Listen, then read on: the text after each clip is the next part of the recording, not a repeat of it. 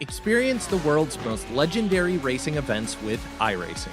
iRacing special events allow any member to compete in full-length multiplayer races based on some of the biggest events in motorsports all year round. Compete in virtual endurance races, such as the Daytona 24, Spa 24, and the Nürburgring 24 Hours. Take on some of the toughest races on the NASCAR schedule, such as the Daytona 500.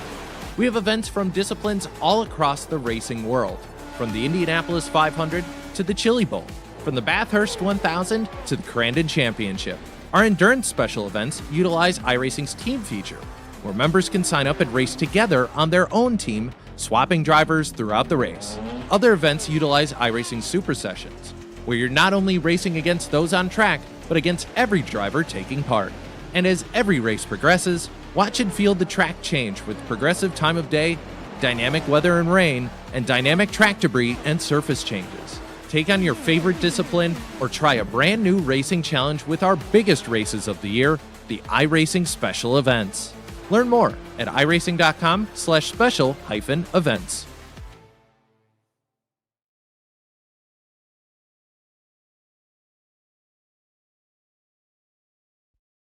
Racing isn't easy, but experiencing it is. iRacing puts you in the driver's seat with the industry's leading sim racing game. Drive on laser scan replicas of the greatest racing circuits from around the world. Go head-to-head against other drivers chosen by skill-based matchmaking to ensure competitive racing at every level. Compete across all your favorite series. In officially licensed cars, engineered to deliver the most accurate driving experience possible.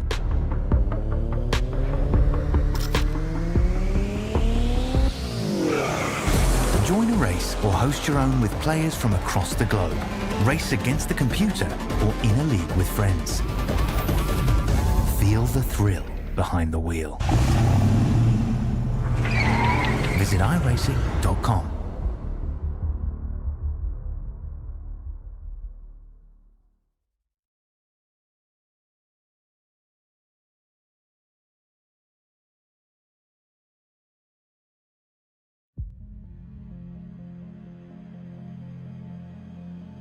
Well, what a season we've had so far, and we aren't that far into it, honestly.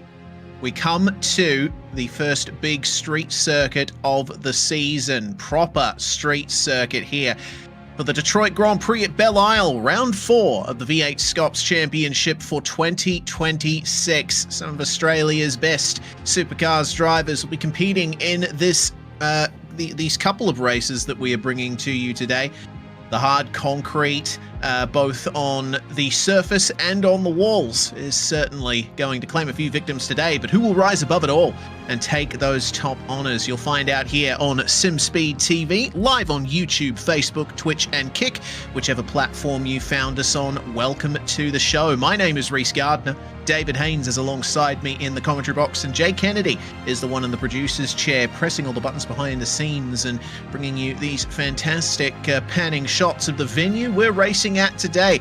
Quite a historic location, this one, David. This street circuit played host to IndyCar and American sports car racing for a number of years, from the 1980s through to the late 2010s. Unfortunately, no longer in use today, but it's a fantastic circuit, certainly for some supercars racing. Absolutely, I always quite liked it as far as street circuits go. It's in beautiful surrounds, you're just across the river or the strait from Canada, and it gives you two good long straights to stretch the legs of whatever cars it is that you're racing, but then also it is unforgiving, it is bumpy, it is tight and twisty in other places. You'll find it here, just to the northeast of Detroit, in the middle of the river that separates Michigan from Ontario.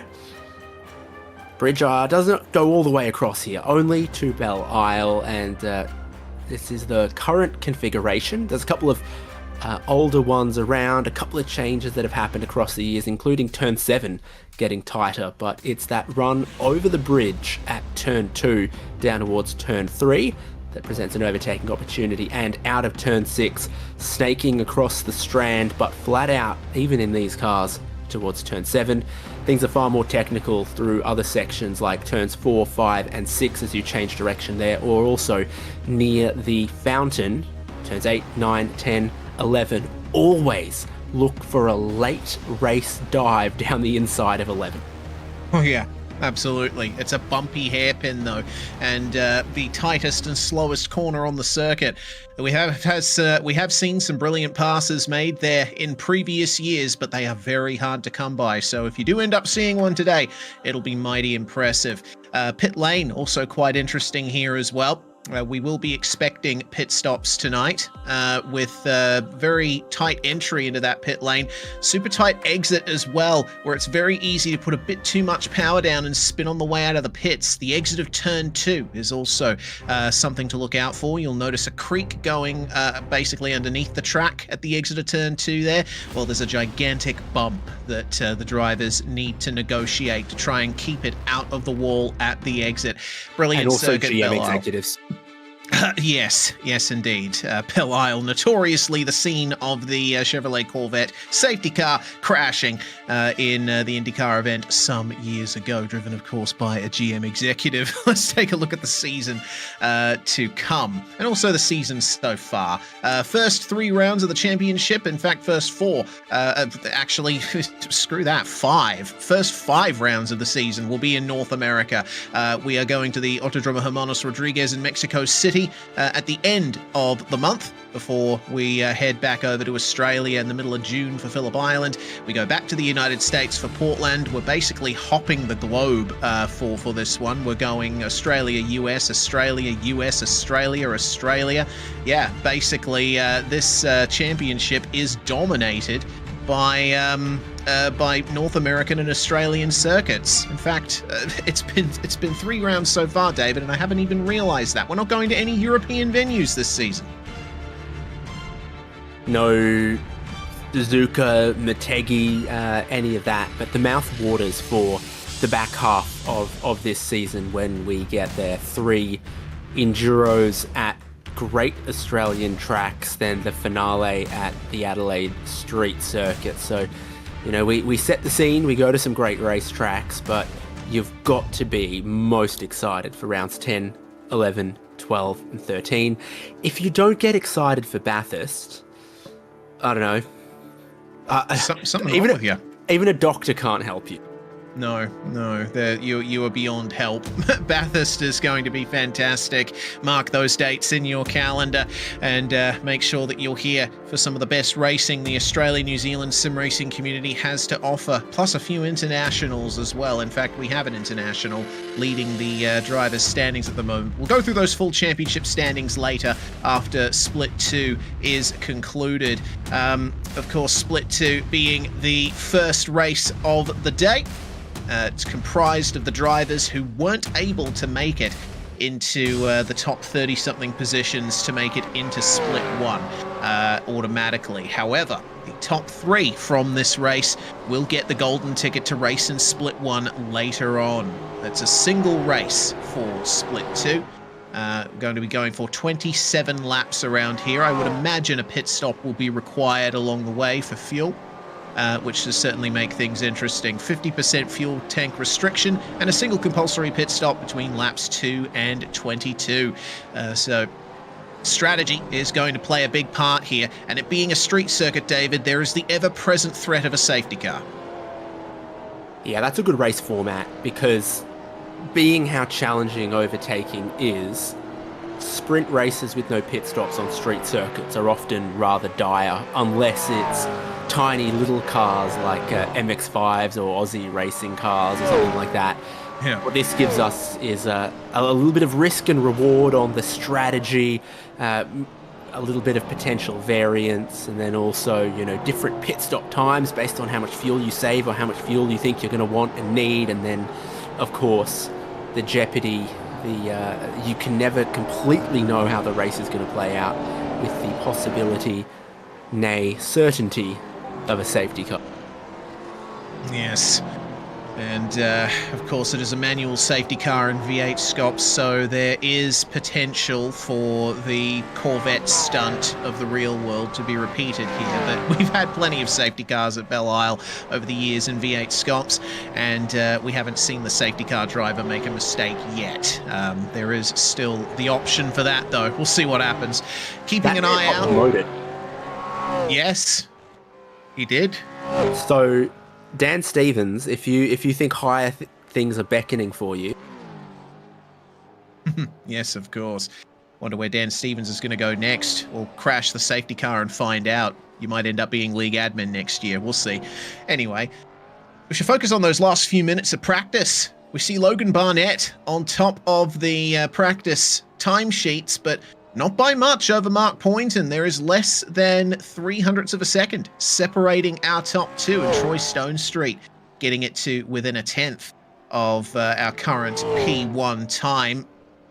Expecting laps of about 1.5 minutes or so, and that's exactly what the drivers are getting down here today. And something that I'm very interested to find out is how these cars end up working compared to the previous gen supercars, because I believe this is the first time V8SCOPS is racing Gen 3 at Belle Isle. Less downforce and some extra different choices to be made on what gears to use in certain corners. I found in these cars, since they were introduced, drivers won't often be using second or first gears in super slow corners like they did with the previous gen. They're staying in third through some of these corners, on board with Aaron Gilbert, who is the reigning and thus to date last champion of the V8 support category. He's making his way around the circuit now and looking very smooth. So you can see that water, that little pond on the right, and then the straight and the lake on the left. And, Michigan Casino on one side, Canadian Casino on the other. Who's going to gamble on a safety car at Belle Isle? That is the question. This is turn 11, what you were talking about earlier, David. Huge bumps and big camber in the road through that corner. It's so difficult to get the power down out of there. Even in cars that are easier to drive than these ones, traction is always at a premium at this circuit, and you've got to be so careful through these final corners as well. The concrete wall is the only thing there to collect you on the exit, so you've got to be super precise with your lines here. I've got to find out if it's legal to swim to Canada. Like, if you clear the customs and do all that correctly, you're allowed to swim. If there's a bridge you can drive across, there's a bus you can take. Can you get the train? No. But yeah, well, Gilbert holding third, down in the revs there. A little bit of camber that you can use at turn 3 towards the apex. None at turn 4, it's kind of the opposite. Yeah, very much off camber. Pretty much all of the corners in this staircase section. A bit harder than you think through that left-hander. The wall juts out on the exit, and then it's a very wide exit out of turn 6 on your way down the back stretch, I guess you could call it.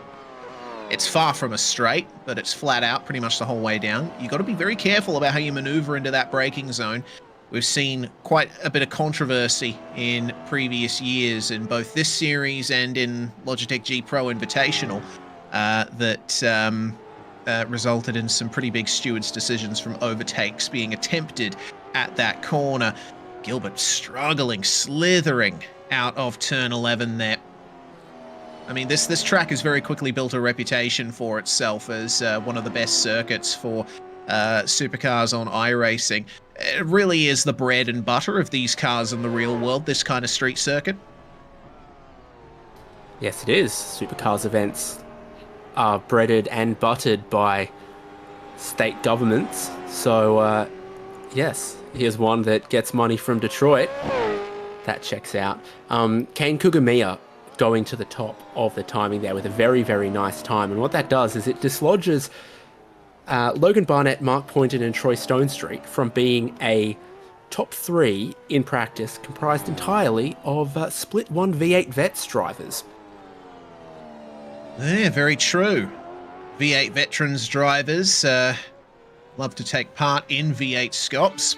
Kane Kugamiya interrupting that great run they were having right at the end of the practice session and putting 3/10 just about on Logan Barnett there. Some very good pace from Kugamiya right at the end. We'll see if he can hold on to that when it comes time for the race. No qualifying session for Split 2. The grid is set by those pre-qualifying standings. So that ultimately means we've got Brett Loxton on pole position for this one for Team Jinx Shifters.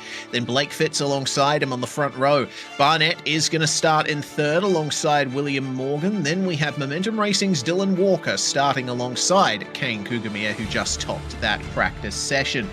In 7th place, we will have Troy Stonestreet. And he's got Jack Snov alongside him. Stephen Banks and Kevin Norman round out your top 10. Then it's Stacey Boyd for Phase 4 Motorsport and another Momentum driver, Liam Milner. From in the top 5 in practice, Mark Poynton will start 13th on the grid. Sean van der Meulen in 14th. Justin McLean in 15th and Lachlan Pryke 16th. Terry Marsh 17th from the standing start. And then Roger Forbett and Trent Bennett. Jared Lamprey in 20th, Hunter Salvatore in 21st, Brandon Levin 22nd, Andrew Ritchie 23rd, and Ethan Johnson is 24th on the grid. 25th place, Harry Dodds starting alongside Benjamin Smith. The 14th row of the grid shared by Roy Clark and Seb Tixier, and the top 30 is rounded out by Scott McKenzie and Aaron Gilbert, who we saw in action in practice. Vincent Skilbeck starting 31st place alongside Steve Vella, and then Ahmet Newton and Daryl Callahan. Last drivers to set times in practice, Brendan Murdoch taking the 35th and final spot on the grid here with no time to his name in the practice session. In fact, same for Jared Lamprey as well.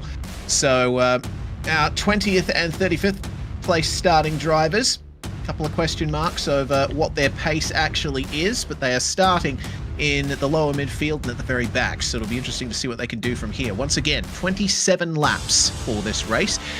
The compulsory pit stop window, we've been informed, is actually between laps 2 and 26, so the drivers will be able to pit pretty much as soon as the first lap is completed, but gotta wonder if they'll try and stick it out over the course of this race. Often staying out is the best idea, pitting as late as possible, unless you think you can pull an undercut. And speaking of, track temperature, it's actually quite cool, 22 degrees Celsius out there, so the tyres should last, David. Yes, beautiful mid-morning. So it'll get hotter as we go across this race. You imagine it might be a little bit hotter when we get to Split 1 later in the day as well. But this time in the morning, the sun has yet to fully inflict its venom upon the racetrack. Well, plenty of venom in those rear tyres for all of these cars. Over 600 horsepower each being put down to the concrete and tarmac. What little of it there is around here. Revs rising, it's time for the start. Brett Loxton taking place at the front of the grid, and the green flag flies. We are away. It was a bit of a slower initial getaway from Loxton, but it looks like Blake Fitz and Logan Barnett were not quite able to commit to the full run there off the line. They're still side by side through turn 1 for second spot as Loxton skips away. William Morgan right with Logan Barnett and Blake Fitz on their way down to turn 3. First heavy braking zone of the lap, and a place where we should see some incidents in the midfield if drivers aren't careful. And just like that, around goes Liam Milner, and Mark Poynton is falling down the order as well. Well, you expected it, you called it, You got it, but I think we get going again. Your top 4 had a really good getaway. Dylan Walker from 5th, not quite so well. He was side by side with Kane Kugamiya, so it really did open up a bit of a gap between the top 4 and the rest. But then you had Logan Barnett and Blake Fitz going side by side, so that spread us back a little bit, and the battle continued. Oh, there's Kugamiya getting up the inside of Dylan Walker, and that was a lovely move. All things considered, though, it is the first lap, and so drivers are in preservation mode.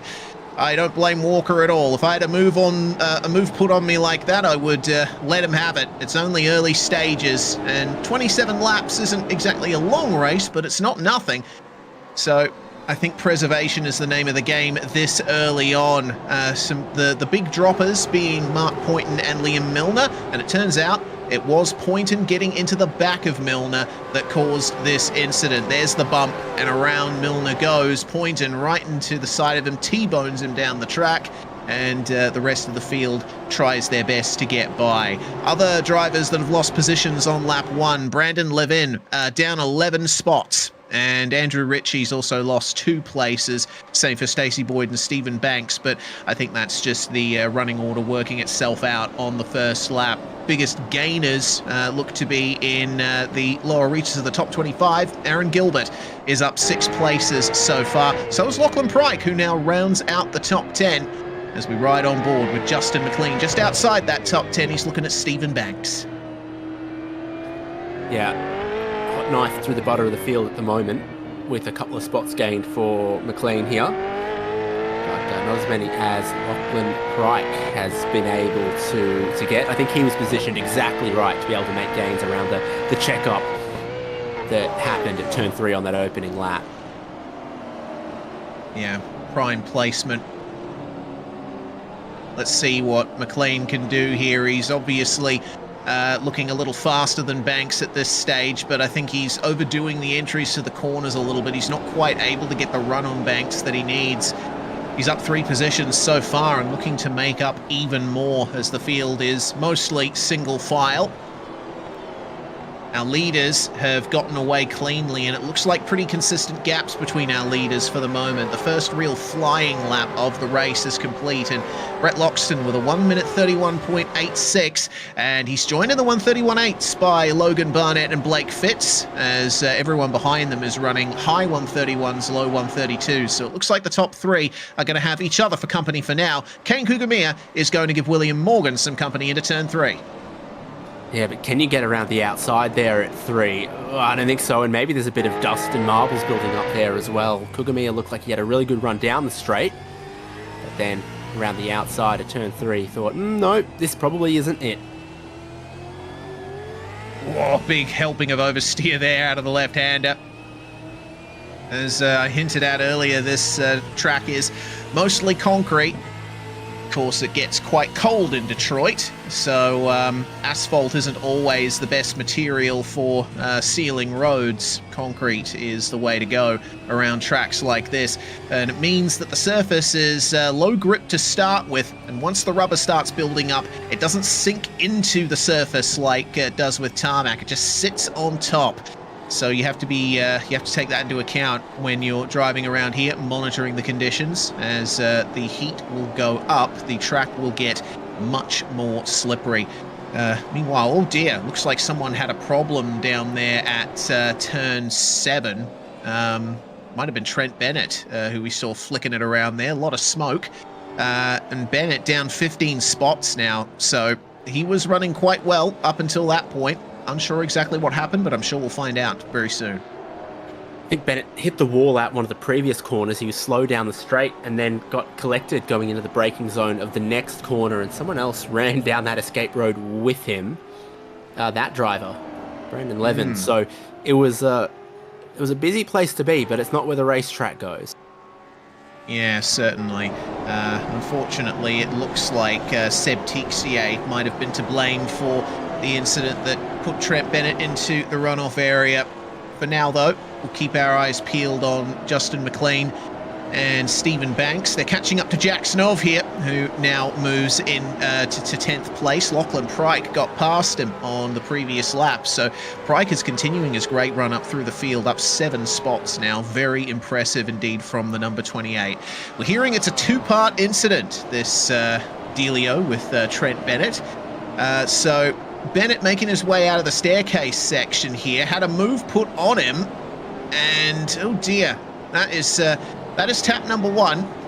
Then he tries to get back up to speed, and you see Seb Tixier in the gold machine just coming up on him here. Tries his best to get back in line, but Tixier has momentum and probably wasn't expecting him to be there on the line. Gets into him, and then reversing into the runoff area and joined by Brandon Levin, who I believe had a separate issue. It is a tough braking zone. You curve just a little bit before you go in, because unlike this dead straight between turns 2 and turn 3, there's just a constant little curvature around that other side of the track. This is going nicely for Logan Barnett, who started 3rd, now 2nd, now pressuring the race lead, and this would be trying to get down the inside with a bit too much ambition. Yeah, a little too late there. Lots of, well, it's a huge lack of grip offline, so you got to make sure that you get on the brakes at the right time if you want to pull a move up the inside there. Looks like Logan Barnett has caught up to Brett Loxton slightly, now within 4/10 of our race leader, as they've left Blake Fitz behind. Fitz having a lap about a 10th slower than these two. So, he looks like he caught the wall ever so slightly out of turn 7 there. So, it looks like Blake Fitz is going to have to keep an eye out for William Morgan and Kane Kugamir, who are continuing to pound out some really good times. We've had our first couple of race control messages come in. It looks like a 10-second penalty for Sean van der Meulen for contact with the number 43 of Liam Milner and the 029 entry as well. Not entirely sure who that is. Mark Poynton. So looks to me like though Poynton may be under a bit of pressure from the stewards potentially for his contact with Milner, it seems like van der Meulen was involved in something with them as well. Plenty happening. A few penalties, a few incidents. Oh, Brett Loxton has lost the lead. Logan Barnett making his way past him at turn 3, but Loxton's going to fight back as Barnett got into the wall. Loxton trying to get the over-under going here through the staircase. Out of turn 6. Looks like there's been a crash behind them as well, we're hearing. There's also news of Stephen Banks. Okay, Jacksonov and Stephen Banks having a problem there. We also got news just now that Seb Tixier has been given a drive-through for contact with Trent Bennett. That was the incident we saw on the replay. So we will see how this turns out at the front of the field, and especially considering the problems there for Jacksonov, now down in 14th place. Meanwhile, here we go. This is... oh, no. That's not ideal. Stephen Banks getting into Jacksonov there, trying a move at turn 3. Looks like no one else was involved too hard with that. But that has cost Stephen Banks his front bumper and potentially could result in a trip through pit lane. Yeah, compulsory pit stop window open, and he will come in. So you get a good look at this pit entry here before the final corner, and then down to the speed limit. Relatively short lane. Drive-through delta is less here than at some other places. The issues continue for Jacksonov. Yeah, looks like he's dropped a couple more places, and that's out of turn 2. So he must have collected the wall potentially. He's going to go wide here at turn 3 to let Harry Dodds through. And we'll see what Roy Clark and Aaron Gilbert have to say about that. What happened to Jacksonov here? Gets over the bump there, over the bridge, and well, I think he made the best of that, honestly.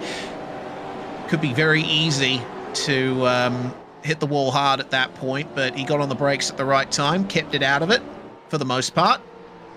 Here's the lead once again. Now Loxton is the one on the attack. Question is, will he elect to try and make this move through pit lane? Yeah, he's not afraid of curbs either. So this is how the lead change rear locking going into turn 3 for Brett Loxton. Walks out wide on the exit. On the inside goes Logan Barnett, and that's about the deal done at that point. Almost. He just managed to clear him there. Almost went wrong for Logan Barnett. Here's some racing going on back here. Jack Snov continuing to drop positions. And this is the issue when you're driving around a street circuit with a car that's probably not driving at its best, and you've got a whole group of cars around you. He's just getting swamped, and he's desperate to get into pit lane, honestly. He wasn't able to peel across to the side there, had to slow down to get it done. Loxton again. Oh, that's not the first time we've seen Logan Barnett have a poor exit out of turn 4. No, interesting to see. Loxton struggled with 3, Barnett struggled with 4, struggling there. That's no phantom incident, that was properly into the wall.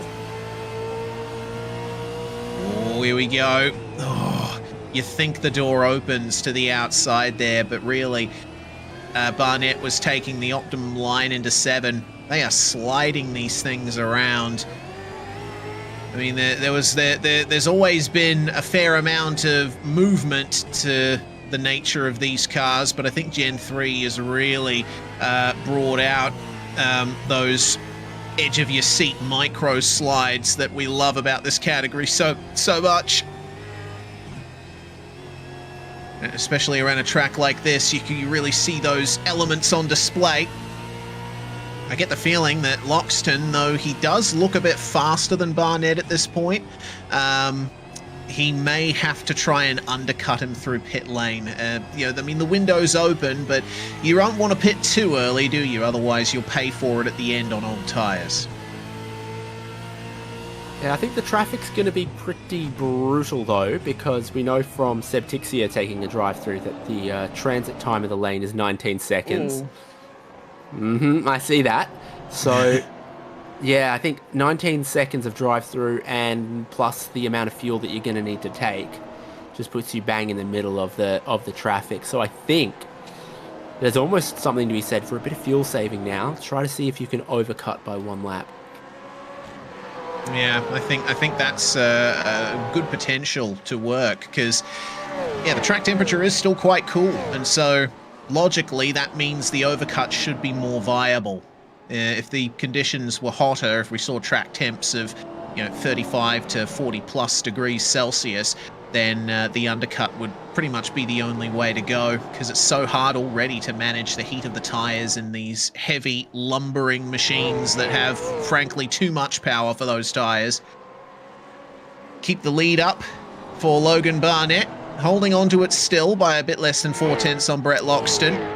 But Blake Fitz has caught them back up. We check a bit further back to Stacey Boyd, who is now chasing Justin McLean. But Stacey's under pressure from Terry Marsh. Marsh has had a pretty good run of it. He's up 5 places to 12th. See what more he can do from here as, man, this race is just flying by. We are 10 laps in, not far from the halfway point.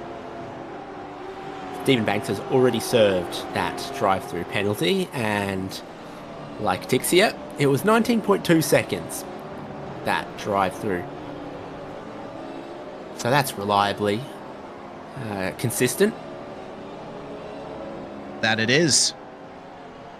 So we can expect, well, takes about 9 to 10 seconds to change all 4 tyres on these cars. So we'd expect cars to lose maybe about 25 seconds, 29 seconds, somewhere in that range when they go through pit lane. Of course, if a safety car comes out, all of that goes out the window, and everyone who hadn't pitted otherwise would, I'd imagine. Hearing that something happened to Sean Vandermeulen, and remember, Sean already has a penalty hanging over his head for the incident, the report, rather, that we saw earlier. I was going to see what happened to him here. Okay. Side by side through turn 6 and a little bit of a squeeze, but I don't know. I'd say that's fair. That's a favourite move of Ethan Johnson, is it not? Did he do that versus Mackenzie? Yes, in fact he did. It didn't work out very well for Mackenzie the last time he did it, but Ethan Johnson evidently does like to get it done at the inside of 6. Blake Fitz, meanwhile, right on the back of Brett Loxton. It seems like Logan Barnett has just been able to eke out a couple more tenths. He was about half a second faster than Brett Loxton on the previous lap. So there's more potential yet for a potential runaway leader. But I feel like consistency is hard to come by around here for just about everybody. I don't think I've seen one driver who hasn't made some kind of mistake so far. Nature of the track, nature of the car, isn't it? You've got high curbs, lots of bumps in the braking zone and the traction zones, and then a car that's already hard to be consistent in with its lack of differential, ABS, traction control. Lack of anything, really, aside from a sequential transmission. Yeah, all that combines, and you could go every corner and say, where's the challenge there? So turn 2, the exit goes over a little crest. Turn 3, very tight, big braking zone with very little runoff. Off camber, turn 4. Apex is the concrete wall, turn 6. Curved braking zone at 7. There's no simple corners here. Yeah, no such thing. Every time you turn the wheel, it's a brand new challenge. Loxton's gone deep at turn 3. Oh, I think we were both looking at the same thing, David. Alongside gets Blake Fitz, and he'll try his best to move into second. Loxton gets into the wall. William Morgan almost pushes him further into it. Loxton keeps the side-by-side going, but Fitz has the inside for turn 6, bumping each other side-by-side all the way through. Can William Morgan get the both of them? That is the question. He was able to get by Loxton as Blake Fitz pushed Loxton slightly wide. But this is going to be a difficult move to pull off for William Morgan, if he's brave enough to do it, and he is. And somehow he manages to make it to the apex, and Loxton gets back through on Fitz. Kugamiya now alongside Blake. But there's nothing doing here through the left-handers, or is there? Can Kugamiya hold the line? Can he go up the inside at turn 11? Oh, sliding on the way in. He gets the move done. Oh, big slide on the exit as well as the rears just chatter in protest. This is great racing. Oh, no! William Morgan, he's gotten into the wall now too. Logan Barnett's got a 4-second race lead as this happens. Diving into the pit lane comes a couple of these cars, but Walker gets a black flag. I think he was speeding on the entry. Yeah, I think he was. Far from ideal for Dylan Walker. And certainly far from ideal for William Morgan and Brett Loxton. Morgan just got the end of the tyre barrier, and Loxton brushed past him on the way through. It was a very close incident. That has changed the face of the top of this field. Barnett is now, I think that's about as close to a runaway leader as you can get here at Belle Isle. So this is how it happened. Loxton has an issue again at turn 3. He gets in a bit deep there.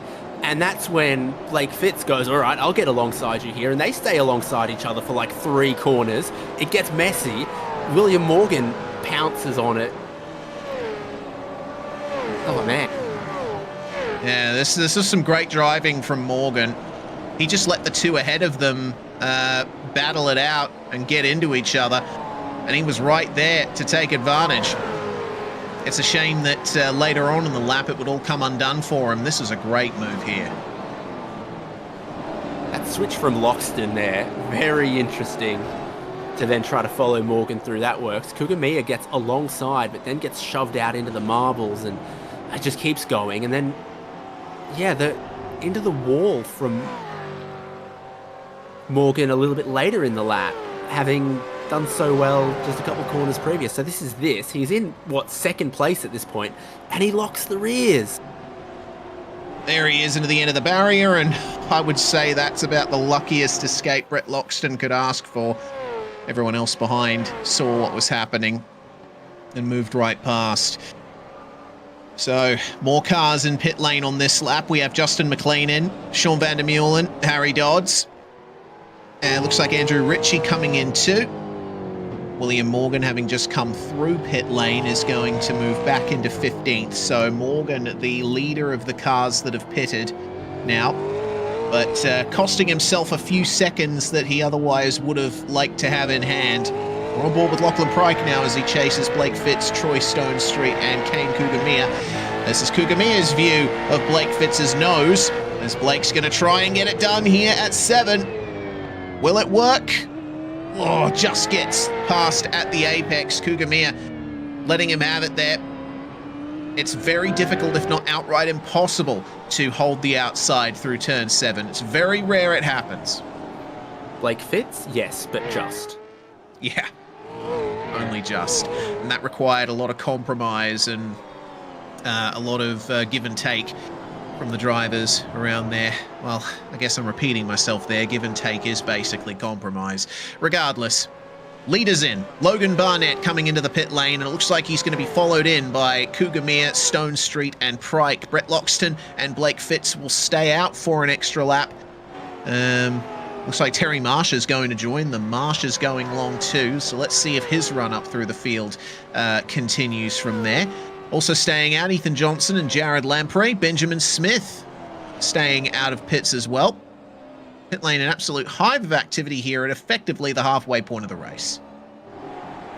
Pit lane speed is 64 kilometers an hour, and while they're really attacking that entry, everyone bar Dylan Walker has done it right, even though I saw a few of them diving in at super commitment, and I thought maybe they were getting in a little bit hot. Hey, this is pretty interesting. William Morgan has come out ahead of Kugamia and Pryke. Don't forget, they made their way past Morgan right after Morgan had his appointment with the wall. So either Kugamia and Pryke have had some slow laps there battling with each other, or William Morgan's just got an excellent pit stop. Looking at the pit stop times, it's pretty even with Kugamia and Pryke. So something else must have happened. Morgan finds himself still ahead and potentially looking for maybe an effective top 5, top 4 even. Well, we did see Kugamia ceding a position in a pass. There was a little bit of a battle. It's more of the engine than I thought I was going to see. Just a little. The response has come, meanwhile, from Brett Loxton. Oh, they're into each other. Oh, no, they are. Oh, dear.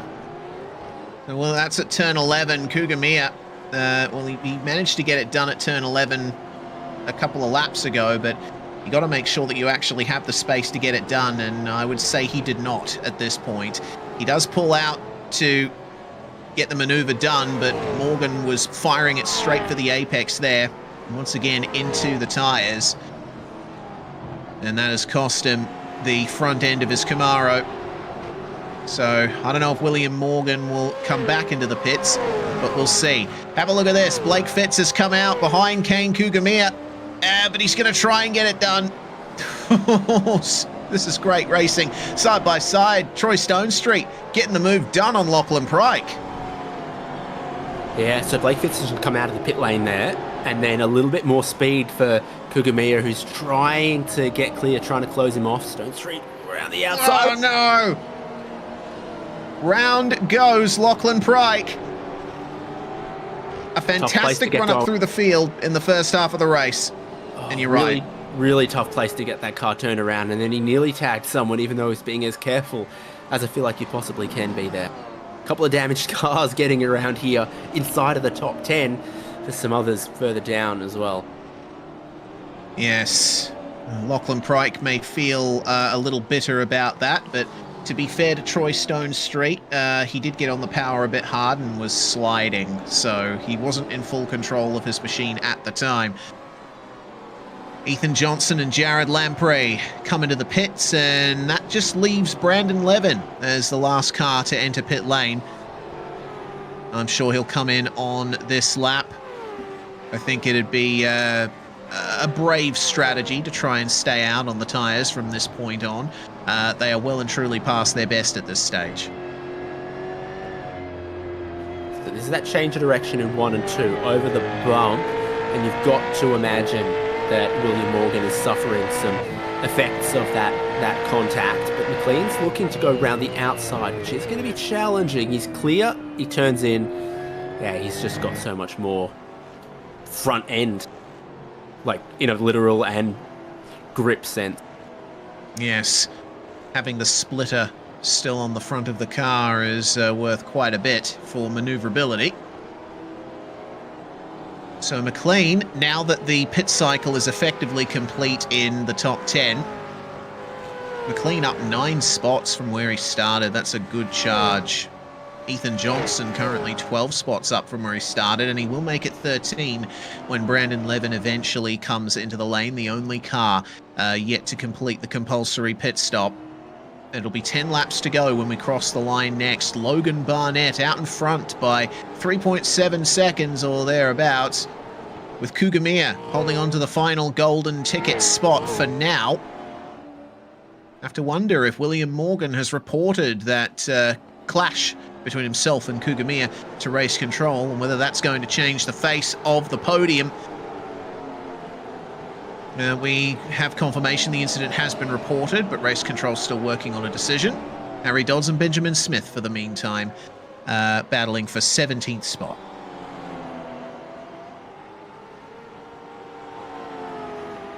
Yeah, Levin takes that pit stop, so now everyone's fueled to get to the end and has made their compulsory pit stop requirement.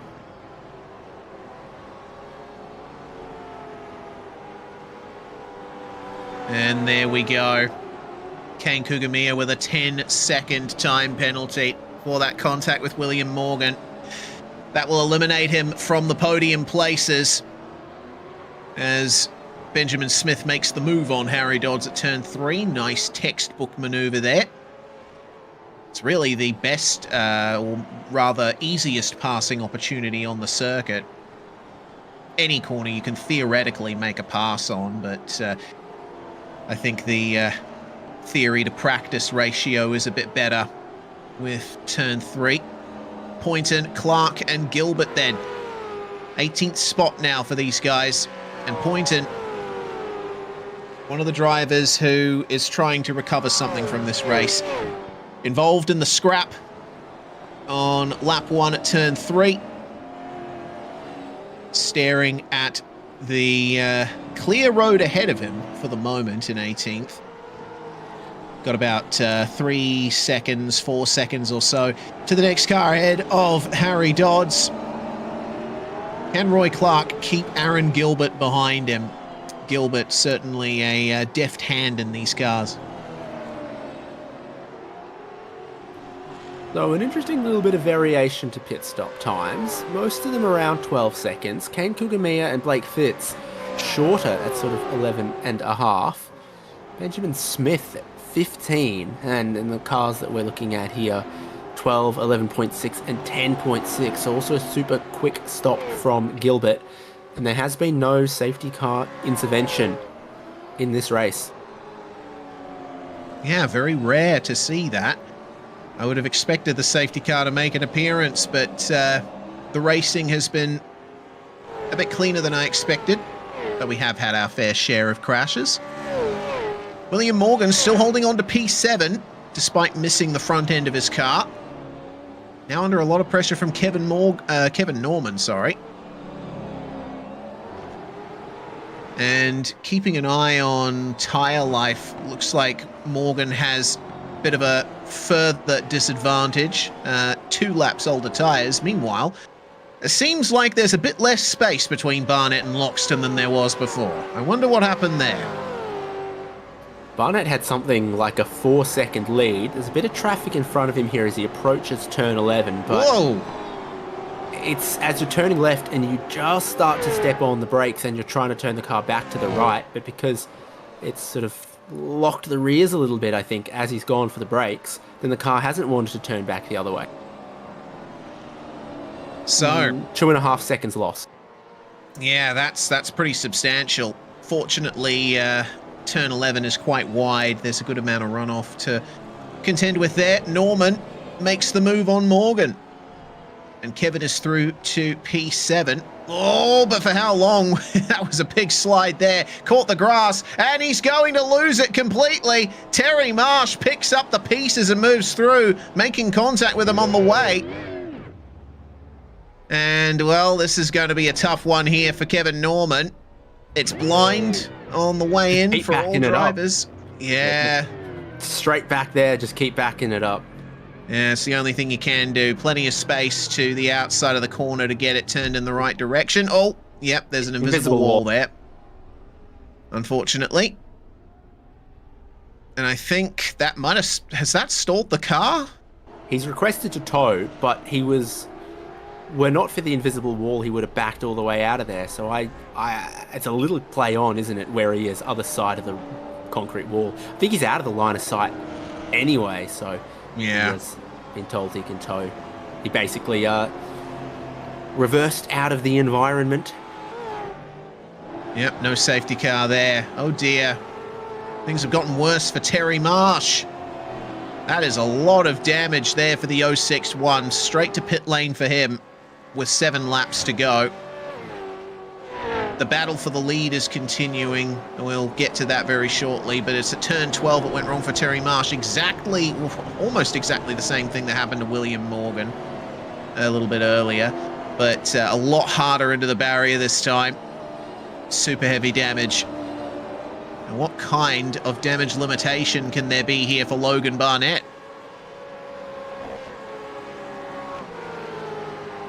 Well, the both of them are going to get those golden tickets to split one. Behind them, Kane Kugamiya has a 10-second penalty. So that'll, at the moment, move Fitz up into third. I do think of Brett Loxton as someone who probably still wants to win this race, though.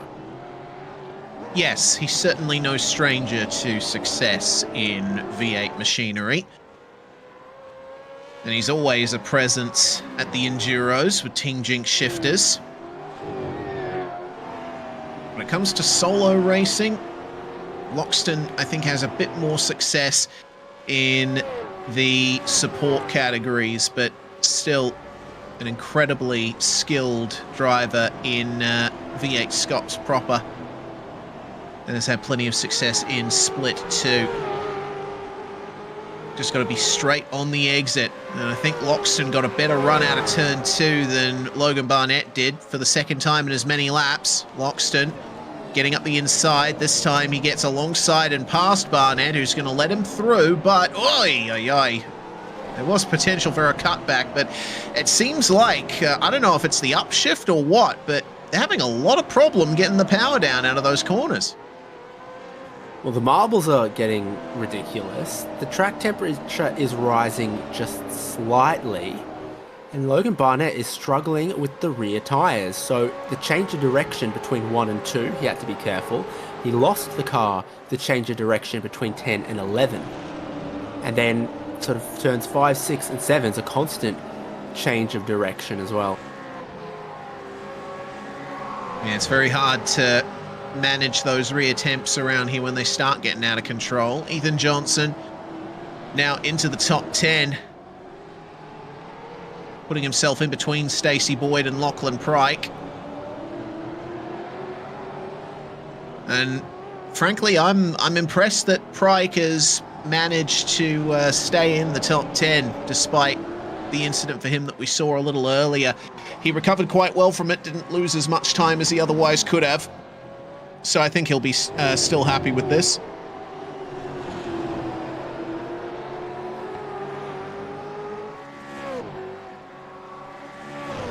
Kugamiya and Fitz are closing in on Barnett, who's now basically a second behind Brett Loxton after Loxton's got through. So that pace for Barnett just suddenly dropping quite quickly. Troy Stone Street in 5th was the fastest car on track.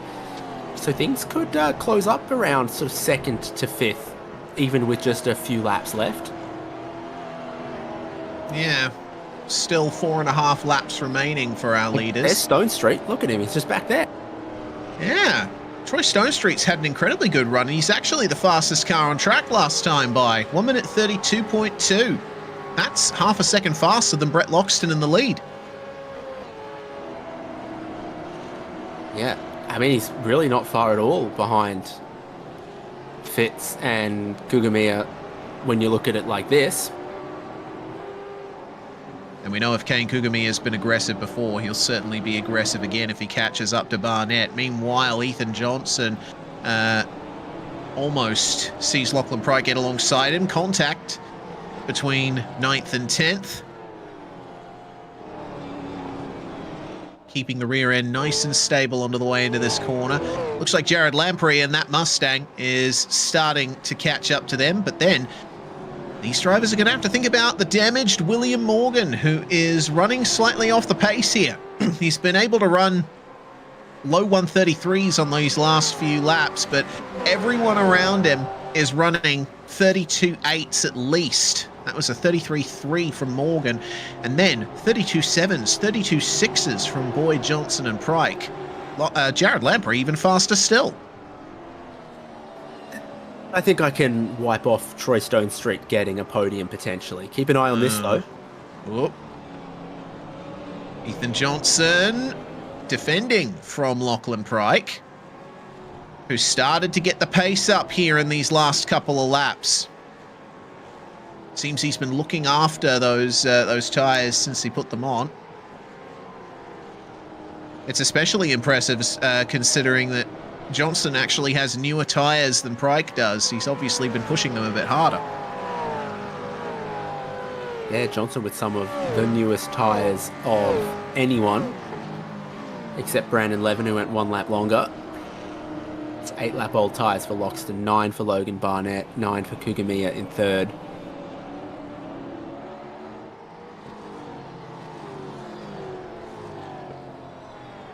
So when we reach the end of this lap, it will be 3 to go for split 2 of V8SCOPS here at Belle Isle.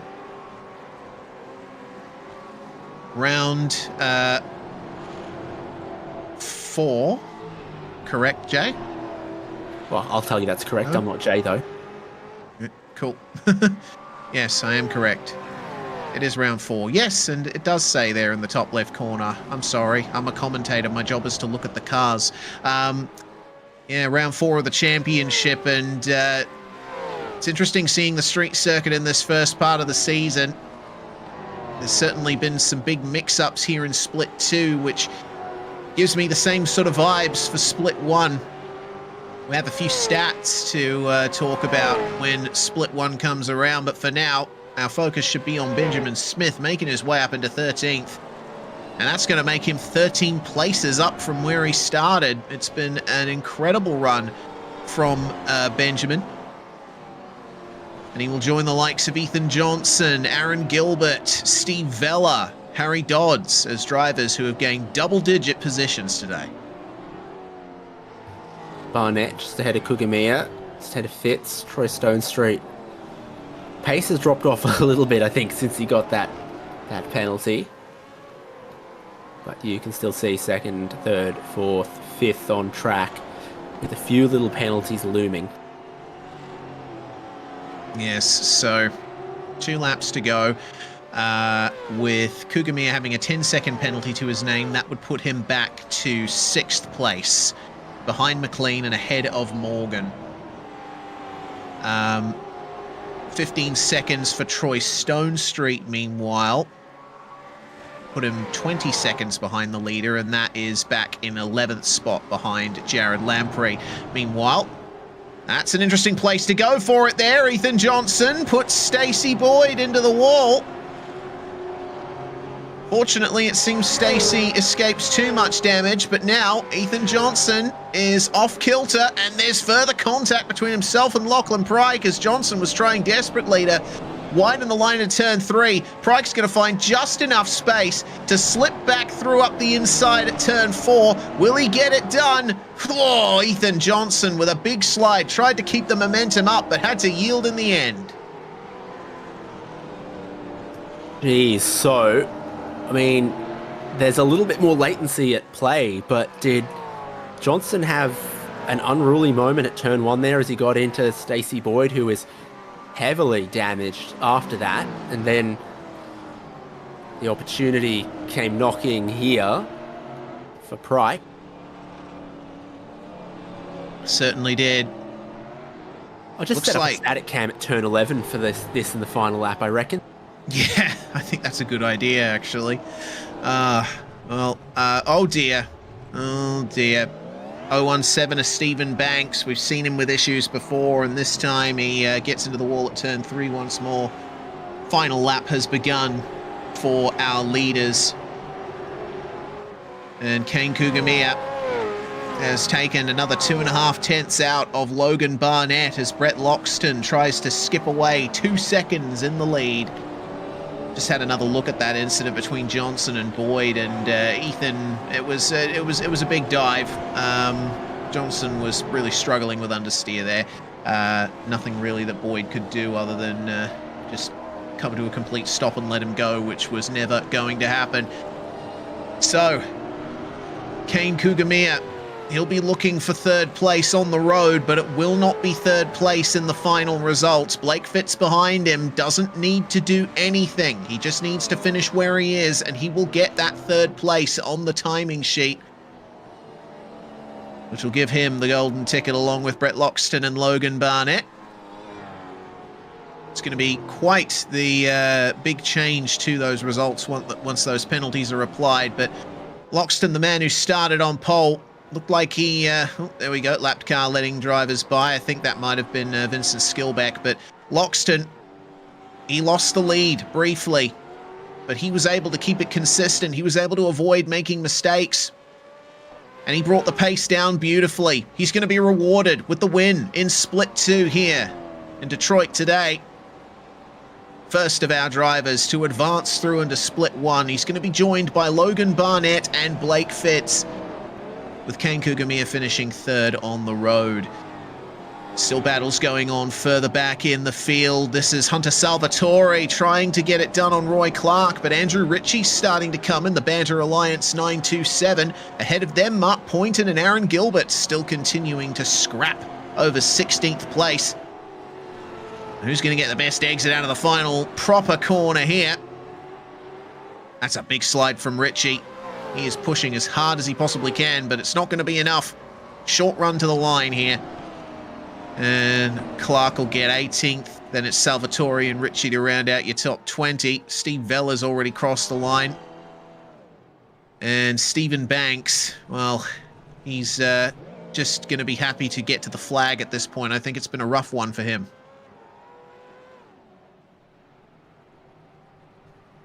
Yeah, certainly has had a couple of incidents, had something to say to Dylan Walker in the closing phases as well.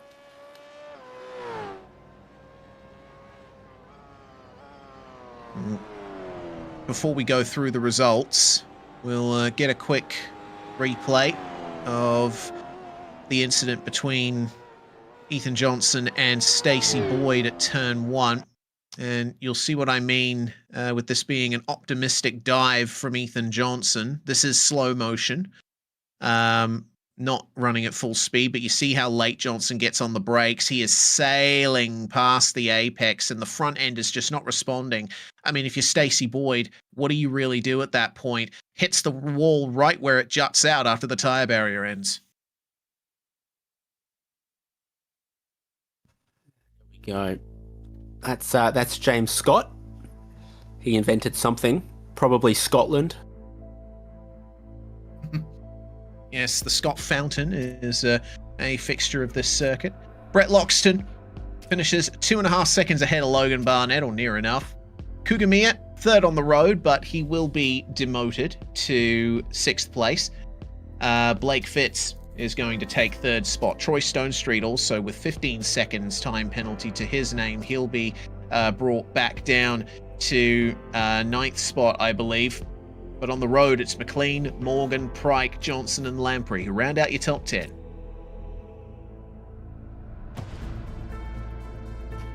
Stacey Boyd 11th, continuing with that damage. And then Roger Forbett in 12th. Benjamin Smith in 13th, up 13 spots. Starting in 26th, Sean Vandermeulen in 14th, Harry Dodds in 15th, Mark Poynton 16th. Contended up front, were it not for early issues in the race. Aaron Gilbert in 17th from Roy Clark, Hunter Salvatore, and Andrew Ritchie. Finishing in 21st place, it was Steve Vella, just ahead of Brandon Levin, who was the longest first stint runner of the field, finished where he started in 22nd. Dylan Walker, it was a disappointing one for him. Would have been wanting a bit more out of that one, 18 spots down, with Amit Newton in 24th spot, then Liam Milner and Stephen Banks. Skilbeck, Tixier, Daryl Callahan, and Brendan Murdoch round out your top 30. First cars a lap down. Just in the retirements, Kevin Norman, Terry Marsh, Scott McKenzie, Jack Snov, and Trent Bennett. Yeah, not an ideal run for those guys. They all had pace today, but it's very difficult to make that up.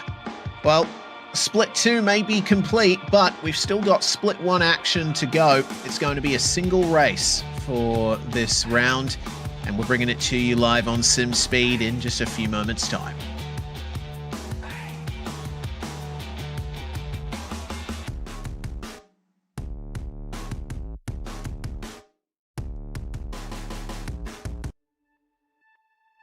Experience the world's most legendary racing events with iRacing.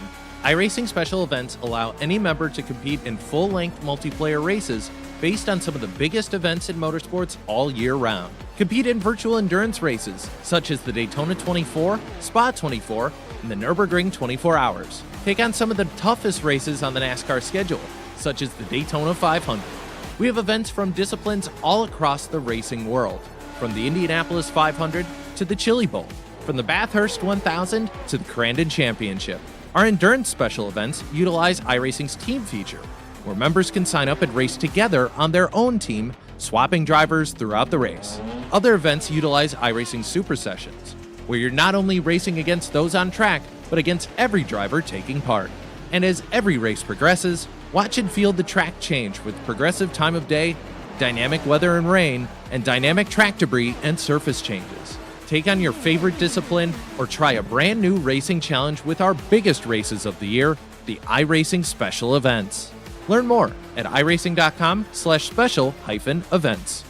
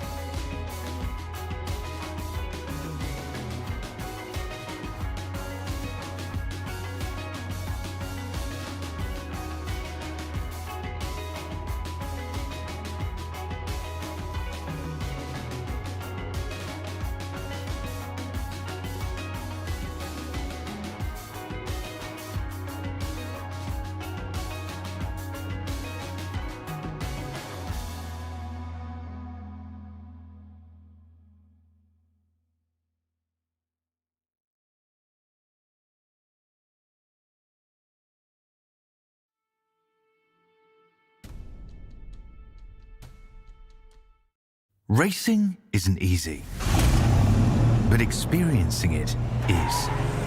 iRacing puts you in the driver's seat with the industry's leading sim racing game.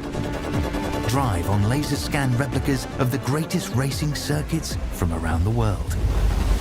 Go head-to-head against other drivers chosen by skill-based matchmaking to ensure competitive racing at every level. Compete across all your favorite series. In officially licensed cars, engineered to deliver the most accurate driving experience possible.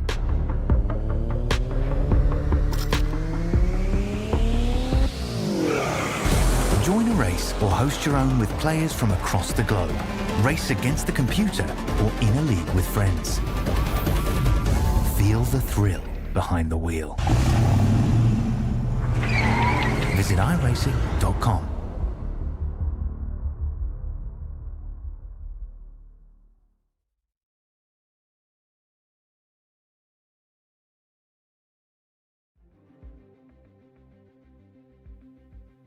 You're watching SimSpeed TV live on YouTube, Facebook, Twitch, and Kick.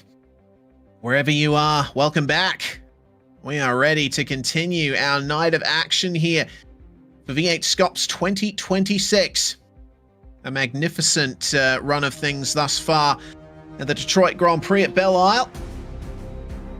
Split 2 went off fantastically. Somehow we ended up going safety car free, but it was still quite a dramatic and interesting race, which puts us well in the box seat for some great action in Split 1. I'm Reese Gardner, David Haynes alongside me, and Jay Kennedy in both of our ears, controlling the cameras here and manning the stream. Well, David, I gotta say, I'm excited for Split 1 after what we saw in Split 2. There is still plenty of opportunity for major overtakes, and Gen 3 at Belle Isle certainly proven to be a great match. Belle Isle is French for beautiful island, and I would say yes, especially at this time of year when the sun's out, the grass is green, the trees have got their leaves, and the sound of race cars is bouncing off the concrete walls. The driver to beat this season, everywhere we have been, Sean Campbell. First 2 rounds he was unstoppable and clean swept until he could only finish, I think, on the podium at round 3. Yes, indeed, but came back in great fashion. Race 2 at Road Atlanta. Brenton Hobson taking his first Split 1 win after being here basically from the very start. And would have gotten himself a great haul of championship points from that. Emily Jones has been Sean Campbell's closest challenger over the course of the season thus far. Wayne Burke for Vermilion Fury has certainly had a great run of things this season as well. He did very well at Road Atlanta.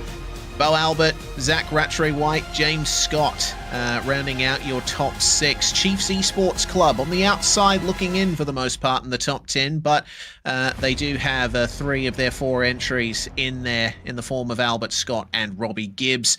Eclipse Sim Sports also up there as well with Zach Rattray-White and Ryan O'Sullivan in 5th and 7th respectively. Blake Warboys, Mr. Consistency as always, ahead of Tom Freer to round out our championship top 10. Zach Rattray-White was the round winner last time at Road Atlanta.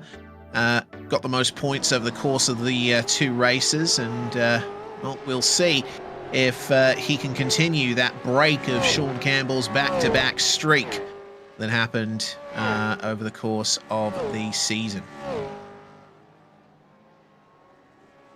Speaking of streaks, we have another one going here, David. Belle Isle, one of the few tracks on the V8SCOPS schedule where we have never had a repeat winner year on year. Of course, we have run a 2-race format here at times in the past, and in those cases, in 19 and 23, Phil Sell and Gilliam both taking the clean sweep of races there. But you look further back, you look all the way through these stats here, and I think what you get out of it is it's really difficult to get a consistent run going across a period of 12 months or more at Belle Isle. Yeah, you get car changes. We've had various things across how the dynamic track is calculated change across those. Weather has changed across the years. So no one year to year has ever been that similar. And also dominance in V8 SCOPS has never been consistent, and longevity is a tough thing. So we'll see if 2026 gives us a new winner.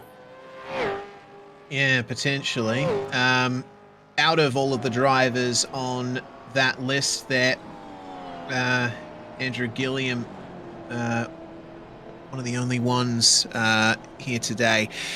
So we'll see what Mr. Gilliam will be able to do. Try and repeat that. We'll go through our format here for Split 1. We're once again going for split qualifying, 2 15-minute groups. And it is a single 53-lap race, around about 200 kilometers in length. A 70% fuel tank restriction, but that will still force 2 compulsory pit stops. And you can take them anytime between laps 2 and 52. I would expect there's going to... Well, drivers are going to be going into this with a plan for how they're going to run the race. But those plans are almost always thrown out of the window at a street circuit. We didn't see a safety car in Split 2, but I'm calling it now. I think we're going to see one in Split 1. Your odds are pretty good, I'd say. Given we've got more racing, feels like the drivers ought to be a little bit closer, the stakes a little bit higher. We kind of got close to a safety car in Split 2.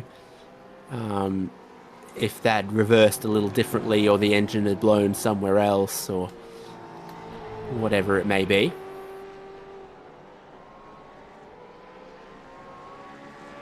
Keeping an eye here on Rattray White as he finds his way across the line. Has the current fastest lap in practice. Sean Campbell, our championship leader, is a little bit down the order in 15th spot for the moment. But regardless of where Campbell is in practice, he's almost always right up there in qualifying and the race. And, well, your prediction from earlier, David, worked out well. The track temperature has increased, now up to 34 Celsius, which will make things a little bit more difficult for the tyres. Having said that, drivers are already having plenty of difficulties keeping the rears in check at the end of Split 2, so I am a little worried for those rear tyres in these conditions. I mean, we say this for these cars, Phillip Island wears out the right side tyres, other tracks wear out the left side tyres, but street circuits wear out the rear tyres. When you've got consistent traction zones like that, those are the tyres that take the beating, and if you were going to change 2, you'd go for new rears. For sure. Ryan O'Sullivan working his way down the staircase. Good P7 in the session so far, and working out well in the championship standings too. This man has been a veteran competitor of V8 SCOPS over the years. Used to drive for Evolution Racing Team, and recently made his return with Eclipse Sim Sports full-time. Dropping down a few places in the practice session, but should still have a good lap here. We still have 15 minutes worth of qualifying for each driver to work things out. It is the 49th time that Ryan O'Sullivan will start a V8 SCOPS race. So he doesn't have quite as many as some, but he's got more than most. More than me. Certainly more than me too. Do you have one? No, actually I don't. There was a time, like way back in the day, when Daniel Bryant and myself attempted to qualify for the V8 SCOPS Bathurst 1000. That was I think either 2014 or 2015. Oh, that was another hit there for Sully. Very early years. Needless to say, we were not able to make it into the field. But I'm not complaining, because I've gotten to see every V8SCOPS Bathurst 1000 from the comms booth, and it's been an absolutely wild experience every time. I definitely did some of the support category things at some point, particularly Porsches.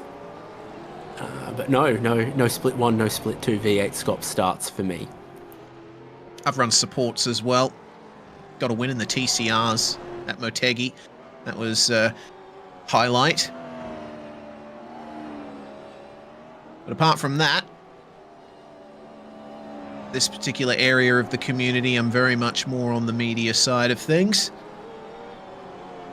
So 2.5 minutes left in practice. And the pace has really come down. I remember drivers in Split 2 were setting 1 minute 31s, and I get that there is a skill gap up to a point, but it's still quite impressive to see the likes of Rattray White and Gibbs running times in the 1 minute 30s on a hotter track. Yeah, so obviously the key things are how the car rides the bumps and how you get traction out of the slow corners. Also, how close to the walls are you willing to get, particularly the places where it's not a curb as the apex, it's concrete. So turns 5 and 6 in particular, I think of. There's ones where you just get really snug to the concrete. Here, just right on that exit there, and then also coming around onto the back straight just there.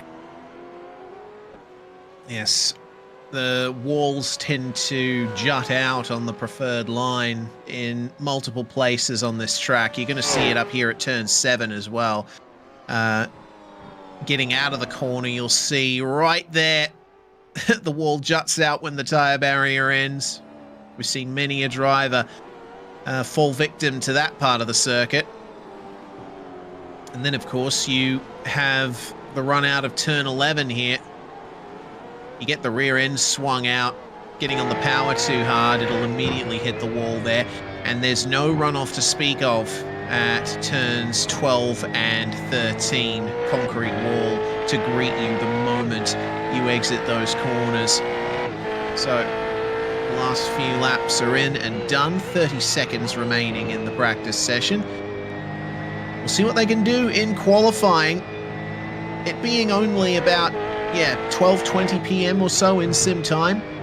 Qualifying will obviously be taking place a little bit later in the day, and so that'll be more time for the sun to heat up the track. I think we're going to be seeing track temps in maybe the mid to high 30s. Oh, you love summertime in Michigan. That you do. It is pretty much summer in the Northern Hemisphere at the moment. Maybe late spring, if that. Makes me want a lakeside house and a pontoon boat and about 3 fridges. You can never have too many fridges. Well, we're about to see a little surprise that Jay has prepared for us. A moment for Kurt Stenberg in pre-qualifying. Entirely certain what we're going to be seeing here as qualifying has begun and Group 1 is already out. But, of course, what we broadcast here on SimSpeed TV is not the only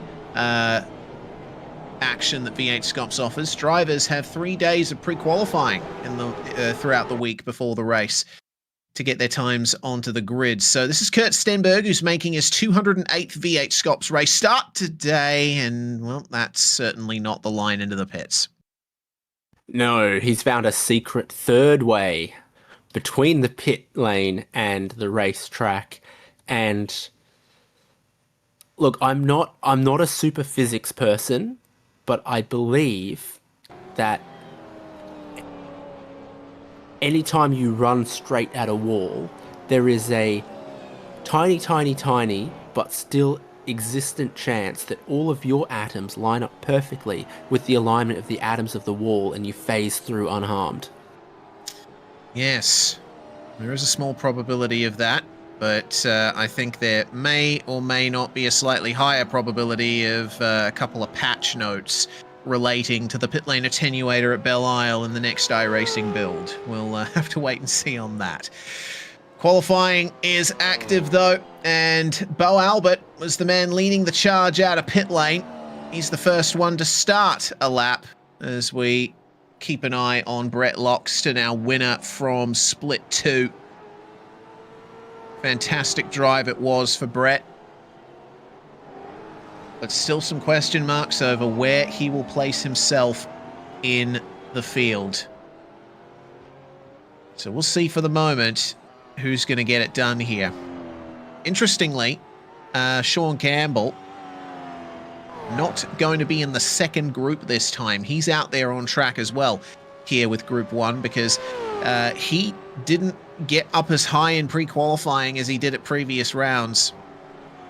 I think a lot of drivers, fast drivers who know that they're going to be up the front, once they've done the laps that they need to do, they just sit out and focus on getting their race set up ready, knowing that they will still be able to make it.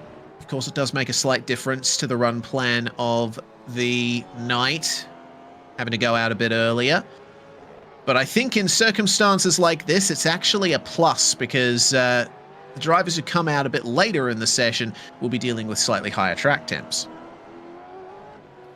Well, was it Road Atlanta in the rain? Everything was much more complicated by the groups. Or am I thinking Most Sport? Most Sport, we had rain at Most Sport. Yeah, we did. That was a fantastic qualifying session. Bo Albert, meanwhile, puts it in provisional pole there, first time down and fastest yet. Andre Heimgartner puts himself in second spot, but then here comes Sean Campbell straight to the top, with Ryan Mueller and James Chastiner slotting into 6th and 7th. A 131.2 there from Sean. Have to wait and see if that holds up.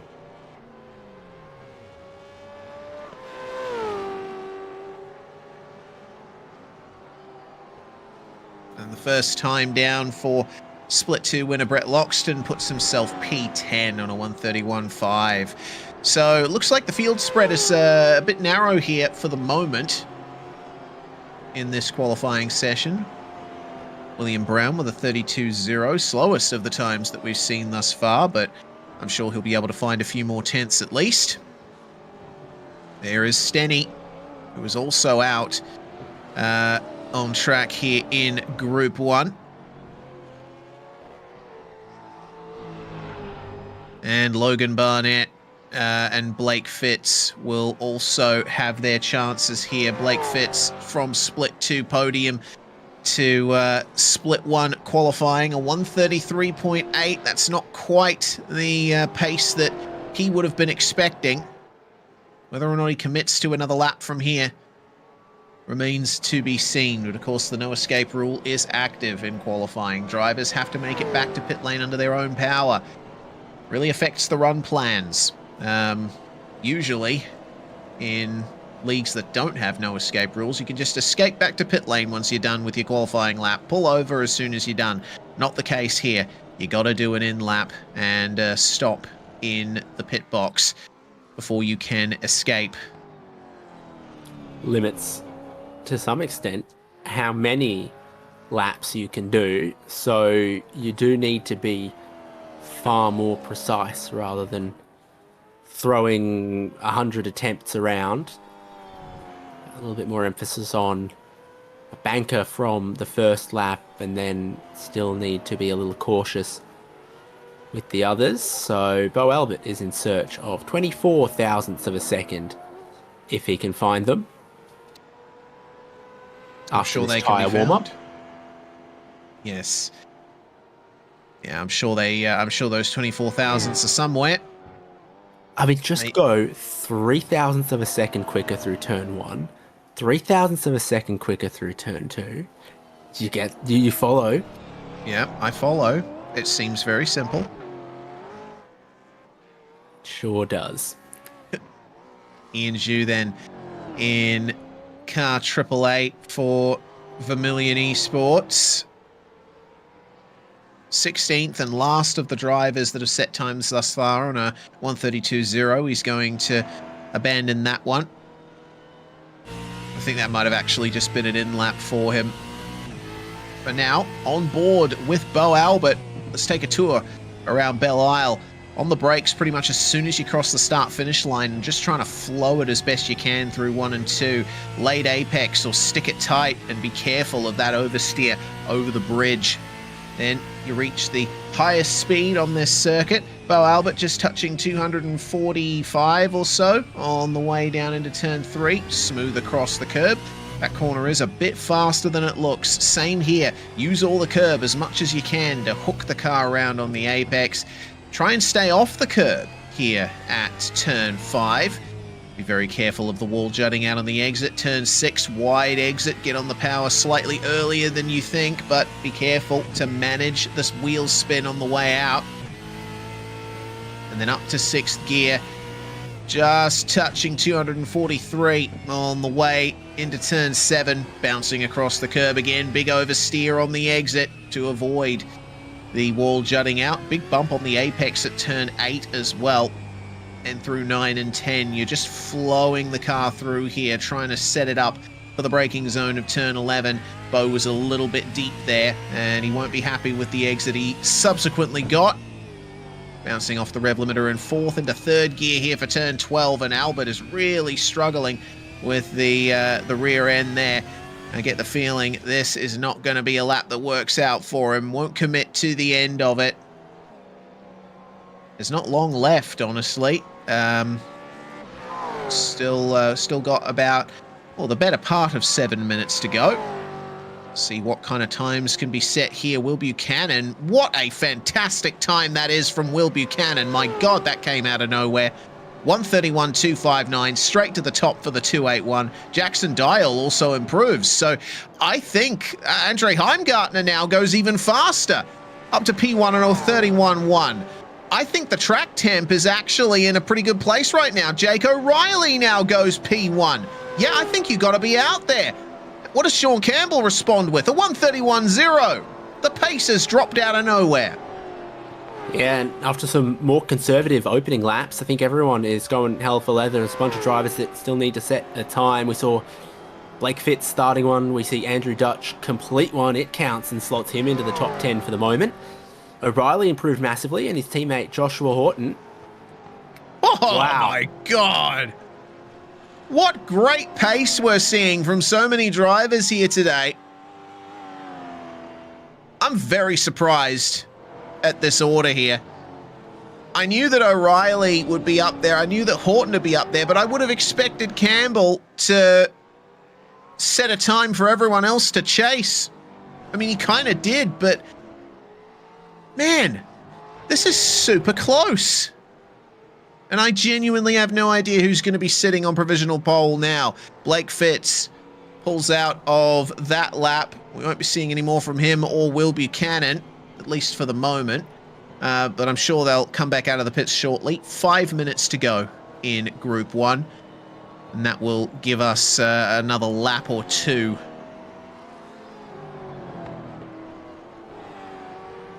What can Russell Pepperell find? Yeah, that doesn't look completely committed. So he can find pit entry. 64 kilometers an hour is the pit lane speed limit, or 40 miles an hour. Inshu, that's just a little bit of an improvement, about 4/10, I think. Jumps ahead of Stenberg, Barnett, and William Brown. The day that I visited Belle Isle, the police were using the paddock area for training and practicing pit maneuvers and stuff. Yes, it's certainly a popular spot for the Detroit police force. I think they might still use that today. It's a very wide open paddock area at Belle Isle. We're getting some inside information to an extent from Dan Yeaman about how Sean Campbell just doesn't seem to have been gelling with this combo. He hasn't had the usual support that he had been getting in the early part of the season in terms of setup and strategy and whatnot, because it's been a pretty busy week for motorsport and for sim racing too, and for general racing games. The V8 Pro Invitational was earlier this week. Forza Horizon 6 is out, and the Nürburgring 24-hour took place this weekend too, so many people have been very busy. Blake Fitz now has to make this lap count. He doesn't have a representative time on the board here in qualifying, so a man who was classified on the podium in Split 2 needs to put something together here. Can't believe you'd gloss over Formula E at Monaco like that. Well, Stenberg up into 11th, and yeah, Fitz still needs a time. yes, thank you for the reminder. Of course, Formula E does continue to exist. Will Buchanan making another big improvement up to P6 there. Actually, no, that was Ryan Mueller making an improvement to P5. So we're seeing more and more good times come down here. Sean Campbell going to start what should be his last hot lap of qualifying. Much like Blake Fitz, he needs to put something together, but for different reasons. Campbell's just looking to start as high up the field as he can here and make good on a weekend where he's been a bit compromised. Fitz still just needs to get a time on the board as we look at Stenberg, who seems to be on a pretty decent lap. Just brushing up against those walls. Need to be careful not to get the dreaded 0x contact with these walls, otherwise your lap will not count. Brutal as iRacing system can sometimes be, but for very good reason. Blake Fitz finally puts a time in, and it's a 31.8. Unfortunately, that is dead last of the drivers that have set times.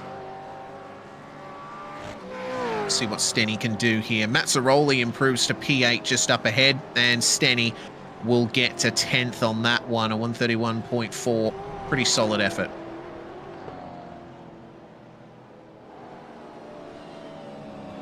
And then eyes on the championship leader exiting turn 11. Very bumpy in this section of track. So you go into 12 and 13 that are just too far apart to really sling together in one corner.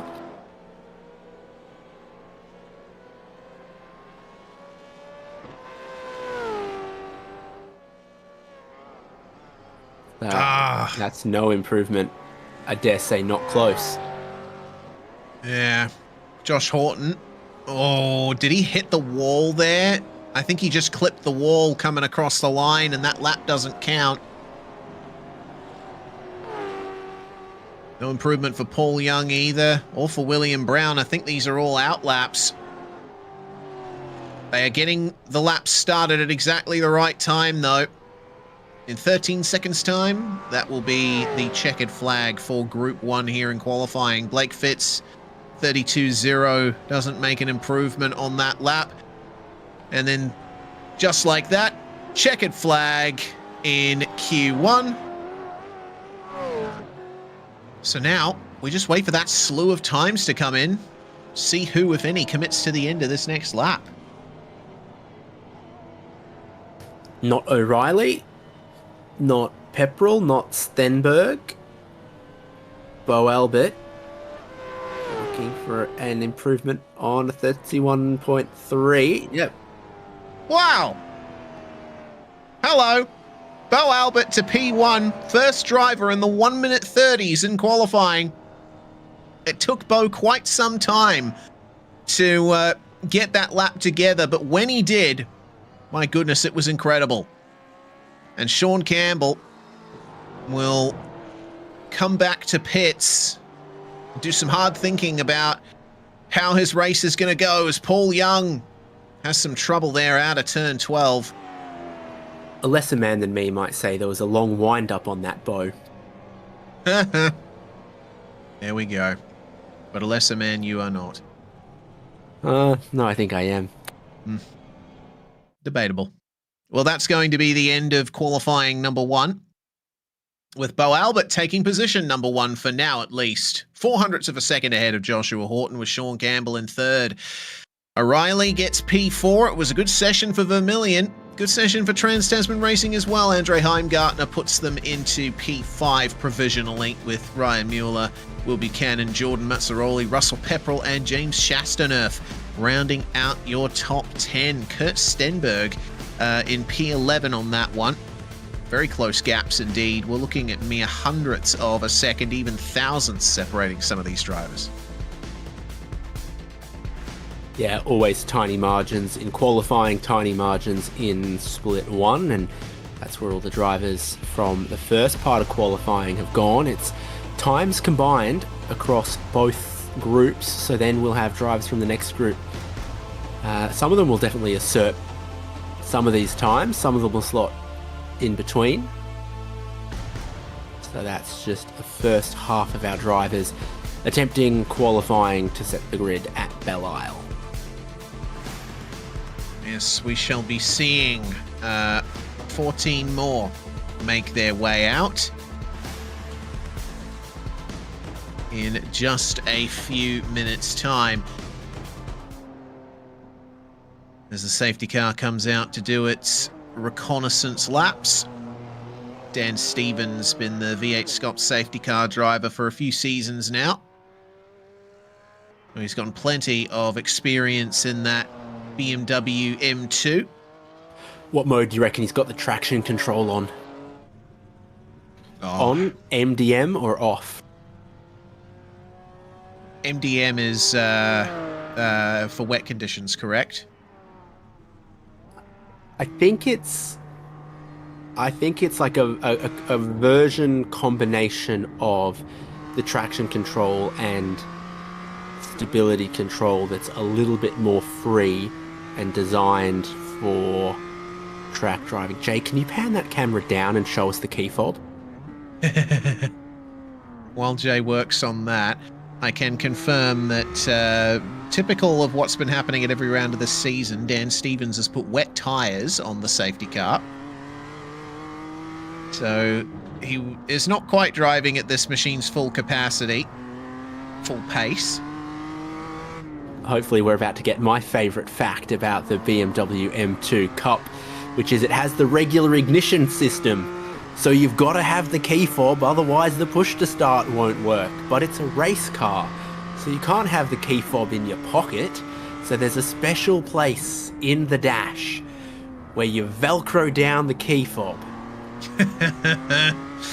Better hope you don't have too hard of a crash and that comes loose. Excellent stuff. You can just see some of our viewers the top. will undoubtedly recognise that key fob. Like, hey, I've got one of those. Maybe for your BMW M2, maybe for your M4, maybe for your 120i, M4 Grand Coupe. Indeed. Very recognisable indeed. Well, nice tour there from Dan Stevens, getting his requisite track knowledge in before he may or may not be called upon to lead the field during a caution period later on. Here comes Group 2. Drivers are out. And, wow, everybody queued up at pit exit and was hurrying out. Zach Rattray-White, most recent round winner, is at the front of the queue. And he's driving at a pretty significant pace here. It doesn't look like there's much in the way of just lifting off, warming the tyres, etc. It seems Rattray-White is just trying to blend this car in for his banker lap.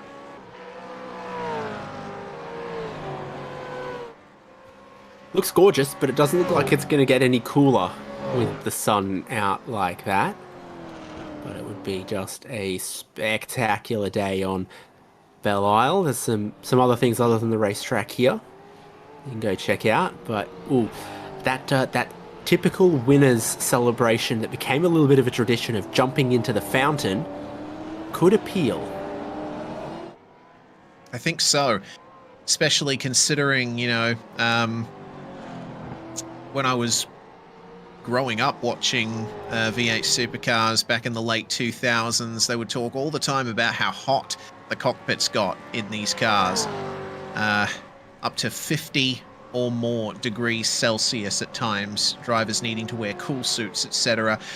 You don't really need to do that in sim racing. You have the option of racing in the air-conditioned comfort of your own home. As we checked out the increase of the track temperature there, it's up to 39 degrees Celsius, a degree hotter than it was during Group 1. So there is potential for a little bit more difficulty in getting maximum pace out of these things. Yeah, whenever they talk about those cabin temperatures, 50, 55, whatever, just know that if it was 55 degrees on Boxing Day and the cricket went ahead, at least a dozen spectators would die. Like, if it was 55 sitting down in the shade and you took 100,000 random people, spectators who weren't athletes, some of them would not survive that. So and then it's outrageous to take that, and then you're racing, competing, making these incredibly precise decisions, the G-forces, the bumps, etc. So we're about to get these lap times going, and as we're thinking about traditions at Belle Isle, like jumping in the fountain, wasn't it winning here when Alex Zanardi invented donuts as a celebration? I am not aware of that. I'm familiar with some parts of the history of Belle Isle, but not that particular one. As we see those times come across, Zach Rattray-White immediately to the top. He's had great pace in practice, and it looks like he's keeping that up in qualifying. Emily Jones puts herself in P5. Hayden Veldon 7th, James Scott in 8th, and the top 10 now rounded out by Rain Campbell, who has pushed Ryan Mueller down to P13, as has Kobe Jones and Ryan O'Sullivan. So tell me more about this Zanardi fact.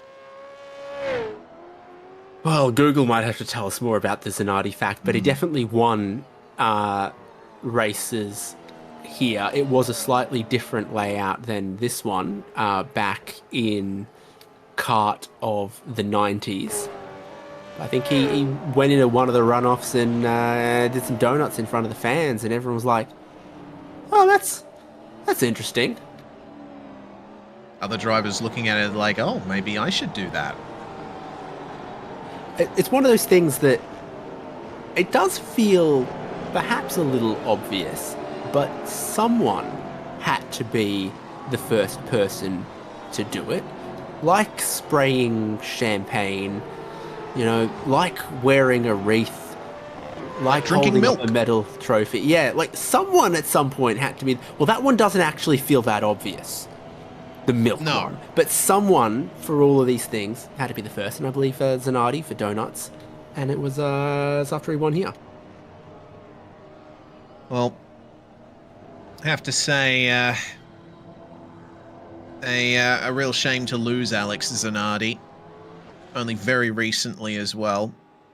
One of the most accomplished drivers, and I think one of the biggest inspirations for people with disability. Of course, Zanardi lost his legs in a massive crash at the Lausitzring in Germany when kart had one of their overseas races there. And he came back to racing. Raced in the World Touring Car Championship as well, driving BMW 3 Series, and managed to take a win there on his way to driving with hand controls on the steering wheel. It was also it says Long Beach. It says it was after he won the kart race at Long Beach in '97. Surely there would have to have been donut celebrations before that. I don't know. I trust you. It just seems like 97 is a bit recent for donuts. Yeah, I want you to, though, try to imagine, and it won't happen, like Jackie Stewart in 1973 doing donuts after Oh, no. like winning in Belgium or something. Like you're like, no, I don't think so. No, it wouldn't strike you as something that would happen. I would think in the 80s in some lower class categories. I'm not sure, but yeah, I don't know. Maybe that is true. We'll need to do some further research on that. Following Robbie Gibbs around on this lap, flashing the lights for the driver ahead. A little bit of contact with the wall between turns 12 and 13. Commits to the end of the lap, though. Does this count?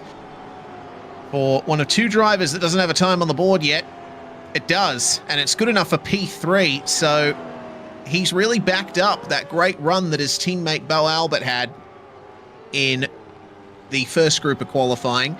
We have Chiefs Esports Club's cars second and third, and now it's up to James Scott to try and get up there with them. Yes, I think we saw him just beginning a lap. Whenever you see a lap time that's like a minute 45 or so, that's typically an out lap. You know, counting for 15 seconds to get through and not be full pace out there, but also not dilly-dally too much, because again, you don't have an infinite amount of time to give you 20 qualifying runs. You might get 3 or 4 good ones. The first one's got to be a banker, so then you're down at 2 or 3 full attack runs that could be pole. So you can't dilly-dally too much. Zach Rattray White on top, only driver to have gone faster than Beau Albert from the first group. Yeah, and I think that really goes to show how strong that lap was from Beau Albert, and also how strong the laps are from Josh Horton and Sean Campbell, also Jacob O'Reilly too. The fact that they were all able to get within a tenth or so of Albert, pretty fantastic. That's a good run from Kobe Jones, meanwhile. Car number 25 going to P2 and now joining Rattray White and Albert and Robbie Gibbs in the 1 minute 30s. Leonage gets his first lap on. Rehan Leonage, one of the youngest drivers in the field, up to P7. And here comes James Scott to the line. Let's see if this lap is good enough. 1 minute 31.0, and that's good enough for P7. So a solid improvement there.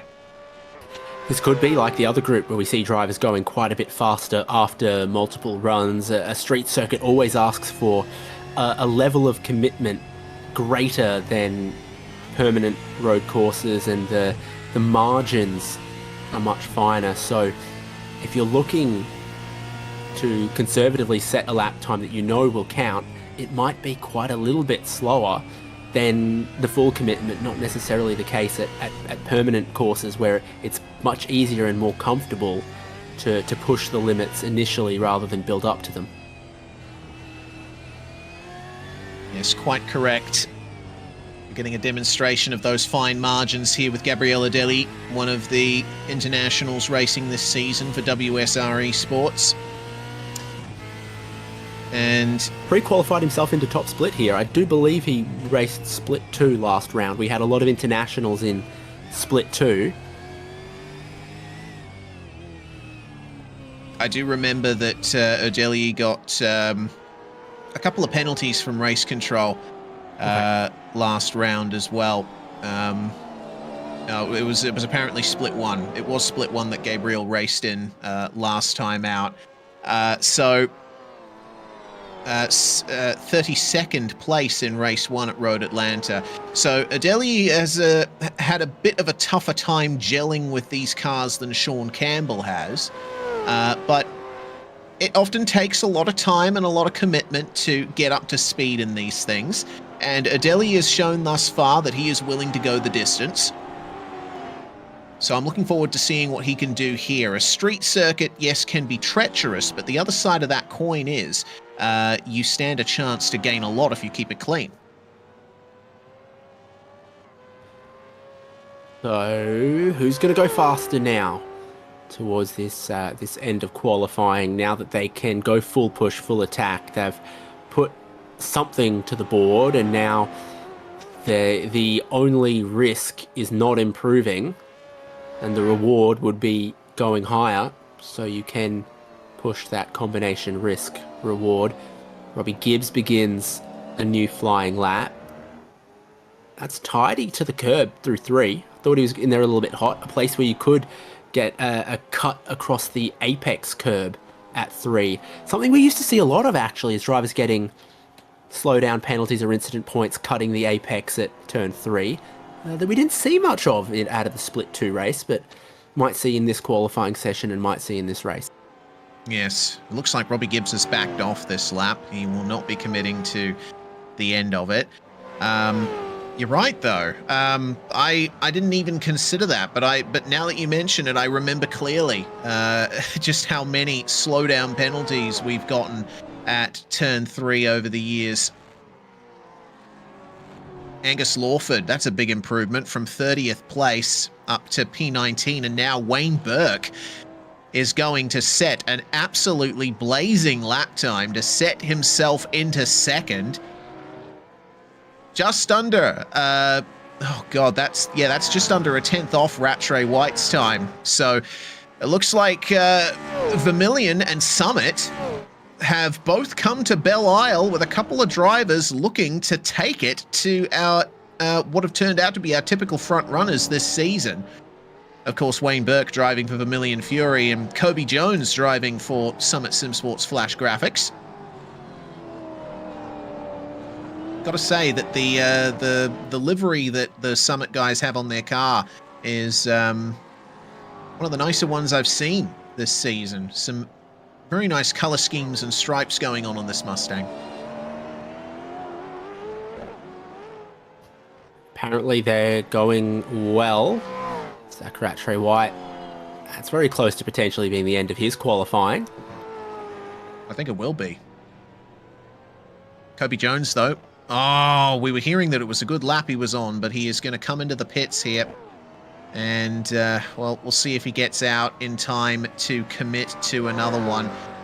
Hayden Veld to the line for Eclipse. 1 minute 30.8. And that's going to be Eclipse SimSports 1-2 in qualifying for the moment. What a fantastic lap. Some fantastic improvements from drivers at the later part of this session. Rehan Leonage has been steadily improving too. I don't know if he's going to commit to the end of that lap.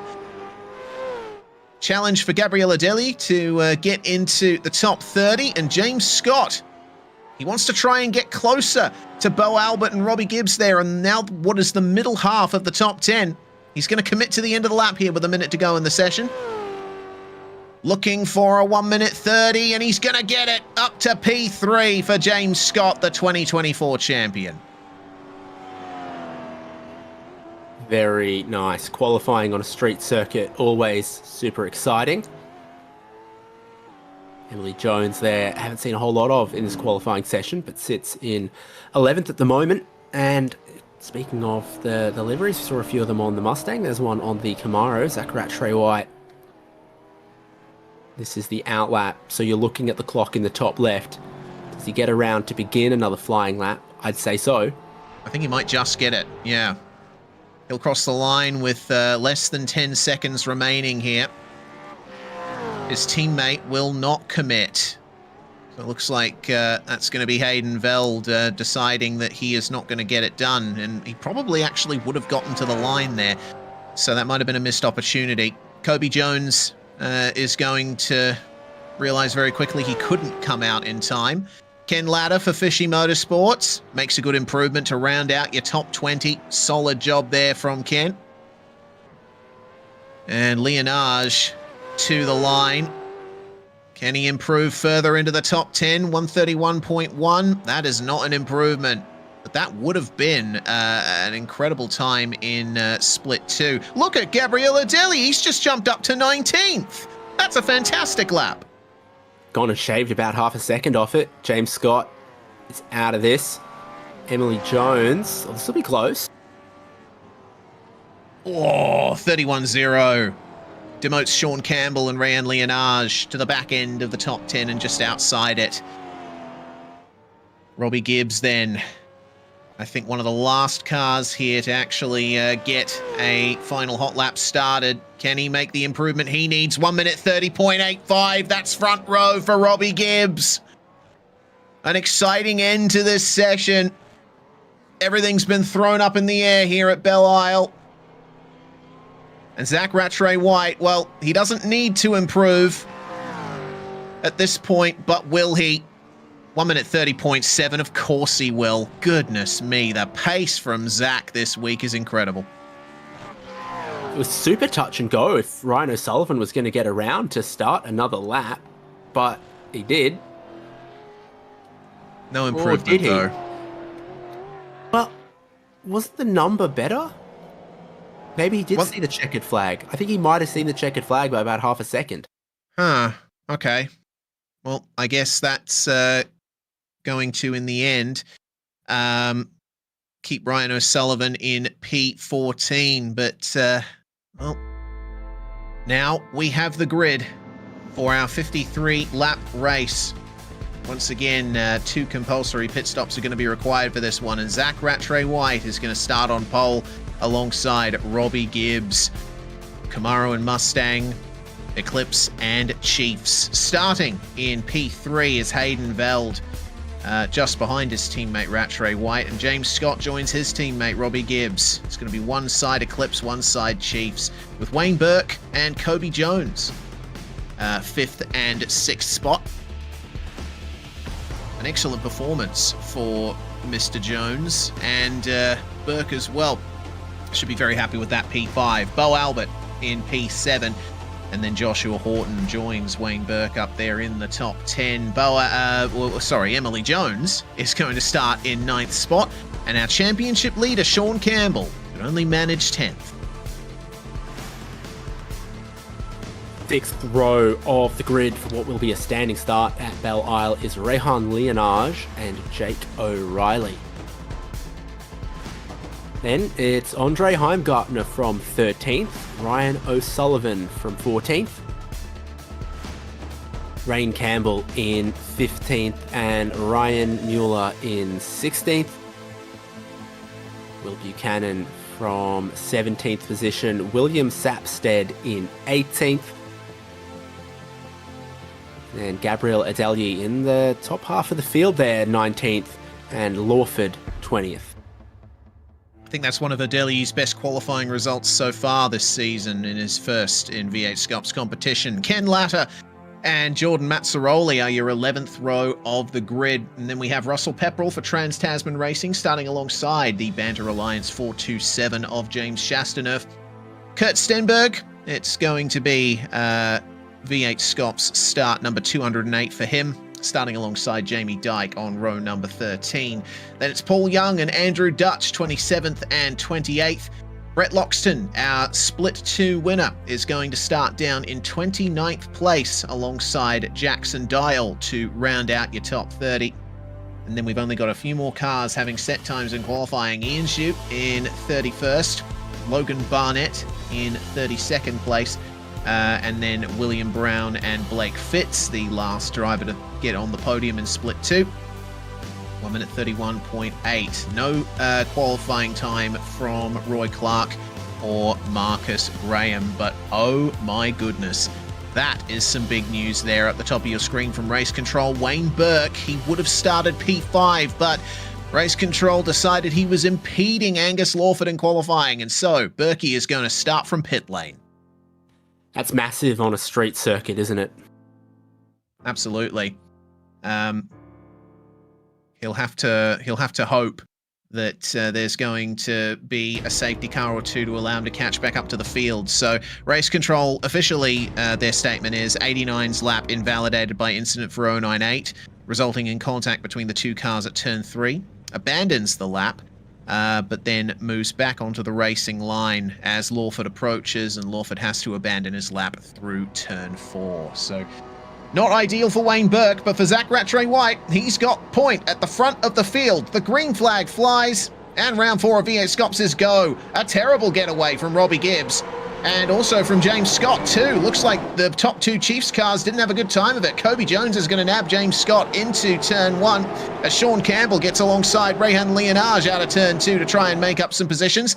Clean start otherwise throughout the rest of the field, and it is 1-2 for Eclipse Sim Sports at the front of the field. The Camaros of Rattray White and Veld into turn 3 and to the apex first. Move complete there for Rayan Leonage gets past Joshua Horton. And now there looks like a lot of compression going on further back in the field. They're side by side almost everywhere you look. O'Reilly under pressure from O'Sullivan there. And just behind him, side by side between Lawford and Rain Campbell in the Fury liveried Mustang. Big slide on the exit. But they've managed to get through the staircase section. Oh, Paul Young hasn't. A long, absolutely broadside out of the exit of the corner. So that's not ideal for him. For everyone else, it's single file time as they get to the twisty second half of the lap. Well, turn 11 was very exciting in the split 2 race, but this one's even longer for split 1. The drivers are being a little bit more cautious on this opening lap here. There's the static camera that I requested, but it's not going to pick up too much action here in this 53 lap race on lap 1 with 52 more to go. Yes, 150-minute time limit, that's 2.5 hours. So if we end up having a ton of safety cars, the race may well go time certain. And a reminder that there are 2 compulsory pit stops the drivers have to take here. So the duo at the front have done a good job of holding off everyone else. Veld in the slipstream of his teammate here. And Robbie Gibbs making up some time into turn 3. The top 3 look like they're starting to break away. There's a problem for Rain Campbell at turn 3. Not ideal, alongside Will Buchanan, and Kenneth Latta tries to get up the inside. Jordan Mazzaroli trying to take advantage, but James Chastaneuf looks to be the one who's going to be making the slicing and dicing work here, potentially with an over-under out of turn 6. But that's not going to happen. Slipstream time. Here's what happened to Campbell just deep in turn 3. Brushes against the tyre barrier. Lucky escape there. Some contact, but not enough to cause any damage. Yeah, another very close moment. And then once you're alongside someone through that sequence of corners, it's very tough to get alongside when the train of cars starts coming through. So eventually they get it sorted out in and amongst that group. Looking back from Andre Heimgartner at William Sapstead. Sapstead, one of the drivers who emerged last season as quite a contender for top 10s and such. It hasn't gone quite as well for him in 2026, but his pace, his consistency still on full display. And Andre Heimgartner, of course, races in the Real World Supercars Championship, so you know that he's got talent under his belt.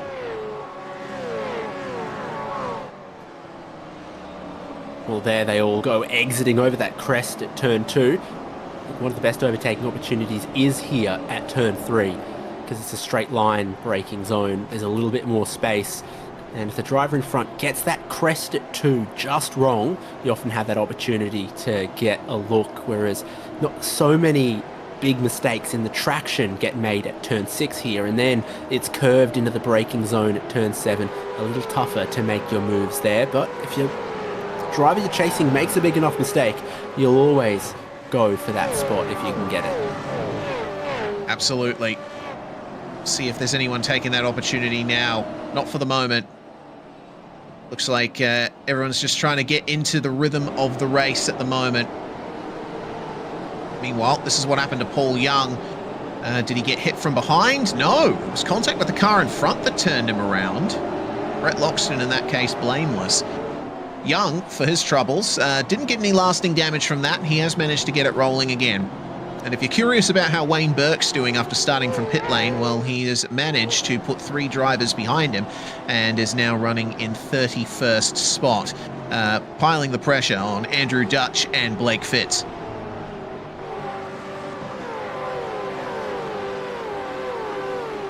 Compulsory pit stop window open, but not something anyone has reached for just yet. This is Sean Campbell with that inside line. Not the greatest exit from turn 2 for Joshua Horton. Move not done, though, for Campbell. Oh, there was potential for an over-under, but Horton thought better of it. I think that's incredibly smart from Horton. It is. I think if it was a bit later in the race, he would have gone for it, but at this stage, that is the logical and smart thing to do. lesser driver of lesser patience would have gone, well, you haven't quite got that drive off turn 3 right, and I can get alongside you towards turn 4 here. But at a little personal peril, Horton went, no, I'm just going to drop back in line. Perhaps helped by it being his teammate who was directly behind to let him back in. Yes, true. Jacob O'Reilly would easily give some room to Joshua Horton if need be. You got to look after your teammates. Hayden Veld's doing a good job of looking after Rattray White at the front of the field here, playing rear gunner, as Robbie Gibbs continues to stick with them. Was running pace that's pretty much equal with Rattray White, only 0.06 of a second slower on the previous lap. On this lap, he is 1,000th slower. Robbie Gibbs is putting on some very good performances here. New driver to Chiefs Esports Club for this season, along with Bo Albert. And they seem to be doing a good job of keeping the rest of the field at bay. Kobe Jones and James Scott are a bit too involved with each other at the moment, I think, to really try and give chase. Yeah, that's what I'm noticing is our top 3 sewn together, but with a little bit of a gap to 4th and 5th, a little bit of a gap to 6th. So James Scott and Bo Albert, some space between those teammates. Now that Sean Campbell is ahead there of Horton and O'Reilly, he seems to be pulling away, so he's finding a little bit more of his feet at Belle Isle.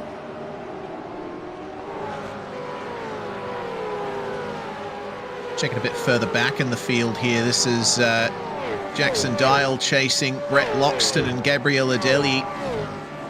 Oh dear, I think that's just been a big incident. William Sapstead and Ryan Mueller. Oh God, exit of turn 7 strikes for the first time here. Oh, careful on the rejoin. Oh. Only just as Paul Young arrives on the scene, and they are going to keep the battle going. Well, if they came together again, that wouldn't be particularly funny. But no. Paul Young's arrived on them side by side, going, hang on, that's a little bit familiar. We get going again. Not too much damage, really, for Mueller and Sapstead compared to what we may have expected. Yeah. Contact on the way in. Oh, okay. Rides the curb awkwardly with a checkup at the apex, and then Mueller gets into the spun car. So Mueller not guilty there. The car in front of him spins, and he gets into the side of it. Yeah, so really a no-fault incident. Hello. That's an Eclipse car making moves. Ryan O'Sullivan up past Joshua Horton. So we saw Horton very smartly deciding not to go for the move on Sean Campbell earlier, but now Horton's dropped behind Jacob O'Reilly and Ryan O'Sullivan. Move was put on there by O'Reilly, and O'Sullivan saw the door wide open, just walked straight through it. Or maybe there was a little bit of biff and barge there into turn 4. There was some side panel rubbing. And Andre Heimgartner almost got into it as well, but not quite able to get alongside. Starting to get enough laps in that your rear tyre temperature is going to give you some grief in these braking zones. We saw some rear lockups out of split 2, and in all of these traction zones beginning to become a little bit more difficult. Behavior of the car changing based on the tyre temperature, and they really do put a lot of temperature into these tyres, and they react to it. Yeah, so much power. Soft suspension as well, so there's an awful lot of weight transfer in these cars. You really see them rolling around in the corners and diving and squatting on entry and exit. Can't imagine the forces these tyres go through.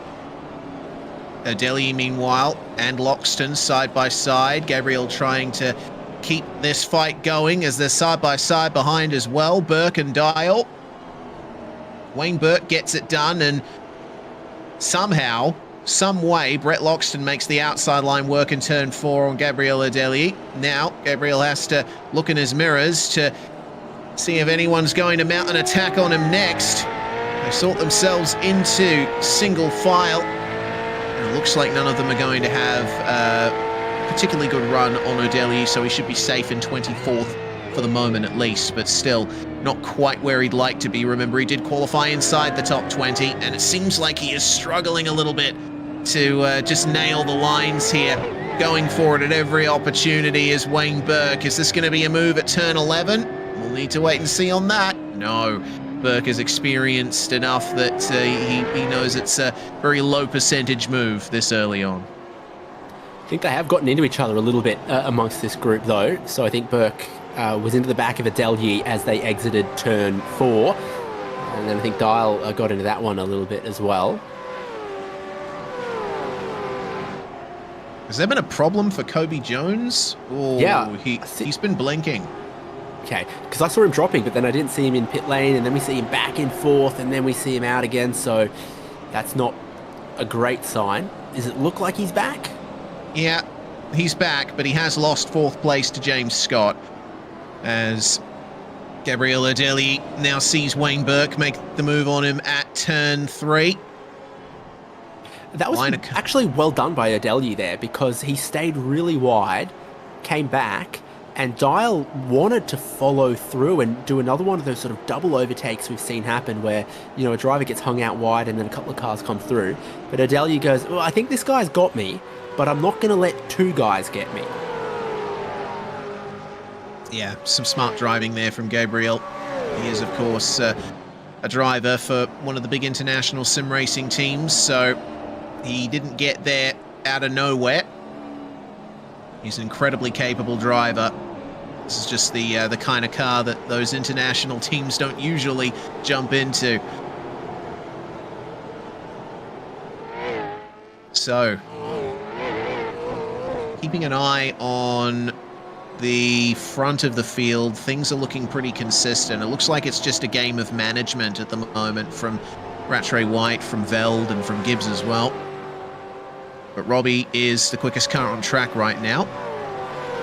132.4. And this is quite a crazy stat that Jay has just fed to us in the background here, David. We know that Belle Isle and street circuits in general usually generate a lot of entries on the race control spreadsheet, but for the moment, it seems that race control have not received any incident reports, and we are nearly 10 laps into the race. Just you wait, Reese Gardner. Yeah. Dial gets into the back of Gabriel Adelyi there in the traction zone at turn 3. So that's happening, is that they're just rubbing a little bit in a couple of places in this group. And of course, everyone seems to be keeping their heads up the pointy end of the field, as you described. But that's so that they can lose themselves in the music, the moment, later on. Indeed. Had to get an Eminem reference in there. One of Detroit's biggest exports that isn't a after the millions machine. and millions of cars. One guy who rapped. Ah, dearie me. Well, this fight is pretty good, honestly. There are fights going on elsewhere, though. This is the battle for 16th between Buchanan and Campbell. They're in the middle of a long train of cars here.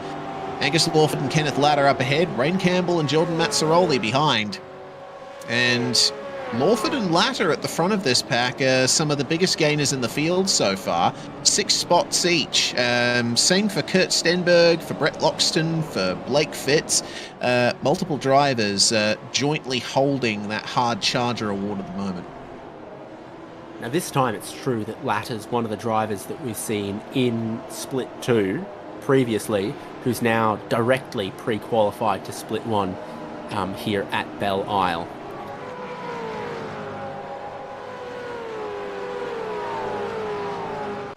All right, vroom vroom down the back stretch. See if there's anyone looking to make some gains in turn 7. Really is just a concrete canyon at this point. Not Latter, who went wide in that braking zone. Yeah, and that puts you off rhythm for basically the whole section afterwards up to the exit of turn 11. So there is potential here for Latter to lose a possession, but he'll stay ahead through the hairpin.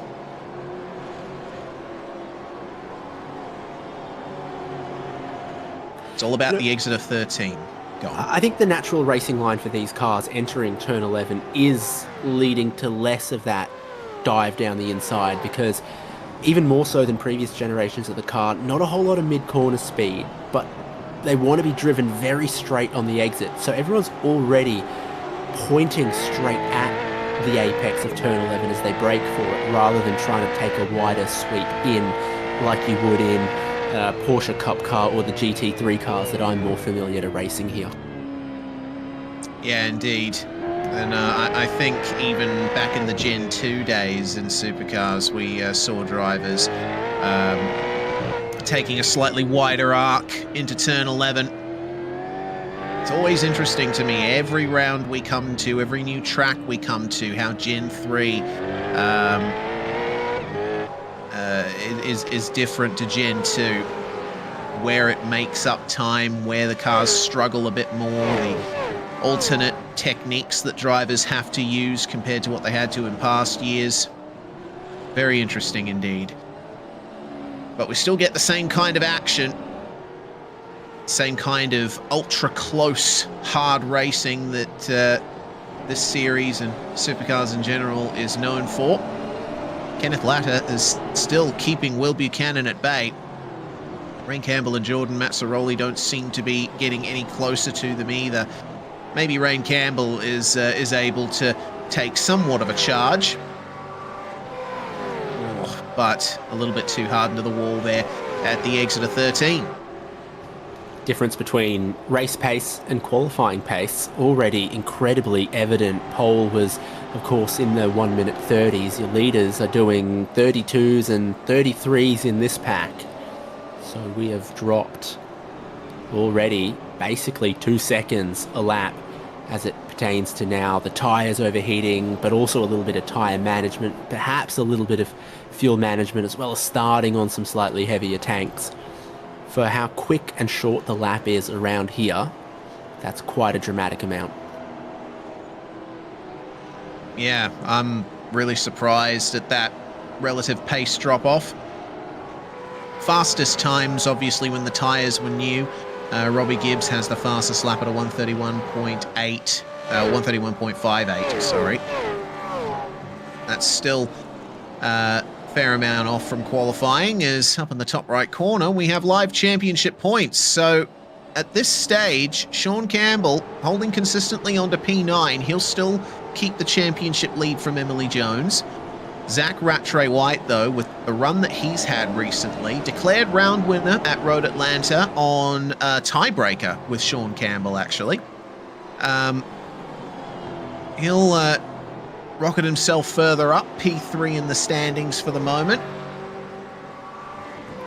Your top three are in reverse order on track as well. So Zach Rattray-White leads Emily Jones, who's ahead of Sean Campbell.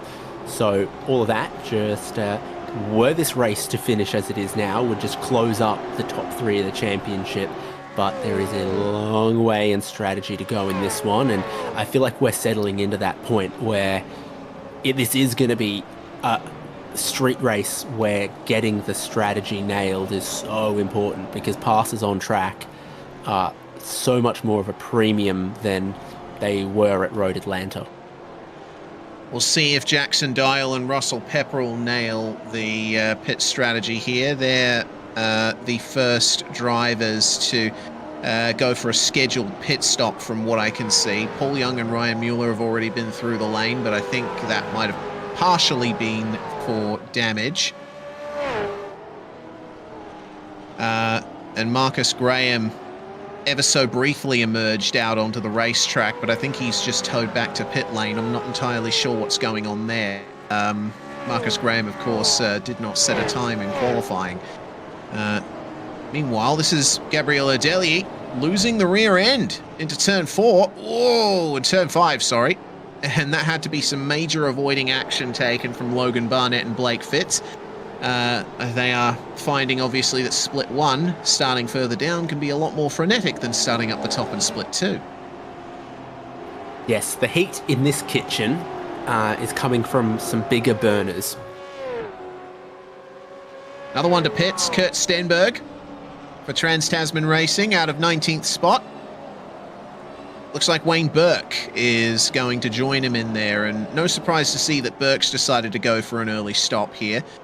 Starting from pit lane and being as quick as he is, he would have had to deal with an awful lot of traffic in that first stint, and I think he was just waiting for the earliest opportunity to get into pit lane, get some fresh rubber on, fuel it up, and try and see what he can do in some clear air.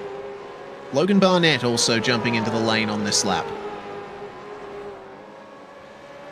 Speaking of fuel it up, they're not doing a whole lot.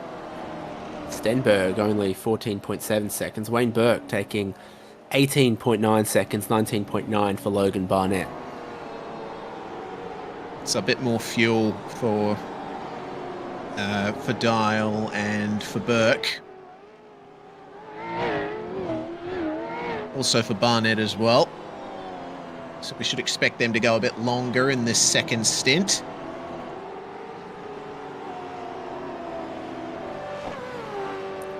Emily Jones, last lap, not quite as quick as Bo Albert in front, but now about to complete another lap.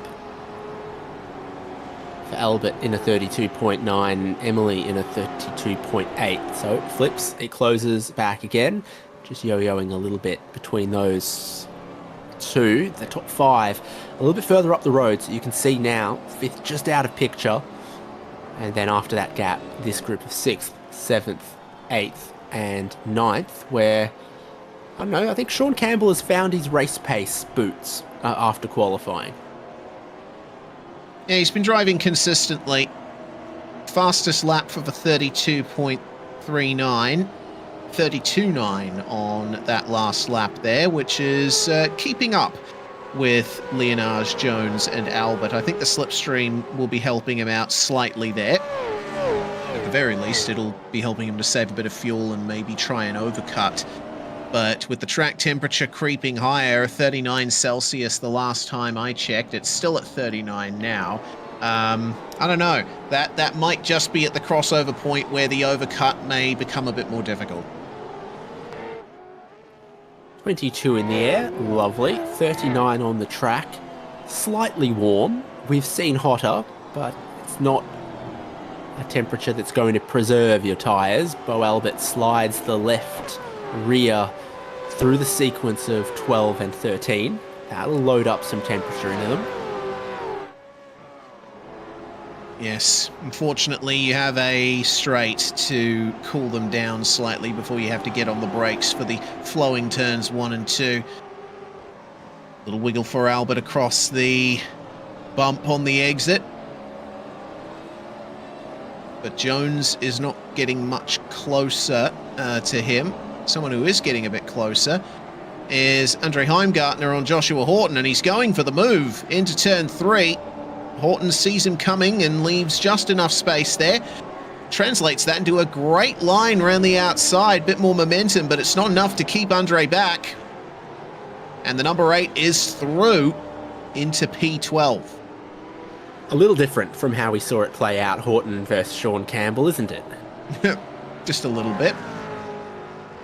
That'd be Andre Heimgartner using a little of his real-world experience there. Back up to the battle for 6th. It just seems like the pace has really settled into a rhythm here. We're seeing pretty consistent 132.6s to 132.8s from this whole group. If you throw James Scott and Kobe Jones into it as well. O'Reilly and O'Sullivan have been running times comparable to them as well. Get a load of Wayne Burke's last lap time though. 31.7. There is quite a massive amount of tyre undercut to be had in these temperatures. Yeah, that's big. I think that's what Emily Jones is thinking about. She's just come into pits there. Angus Lawford and Will Buchanan are going to join her. I wonder how many more from further back in the field will decide to come in. Loxton elects not to. As we check in with our leaders, the gaps have spread out a little more here at the front of the field. Robbie Gibbs, Hayden Veld and Zach Rattray-White all running times in the 1 minute 32.6 bracket. So the consistency of pace at the front is impressive.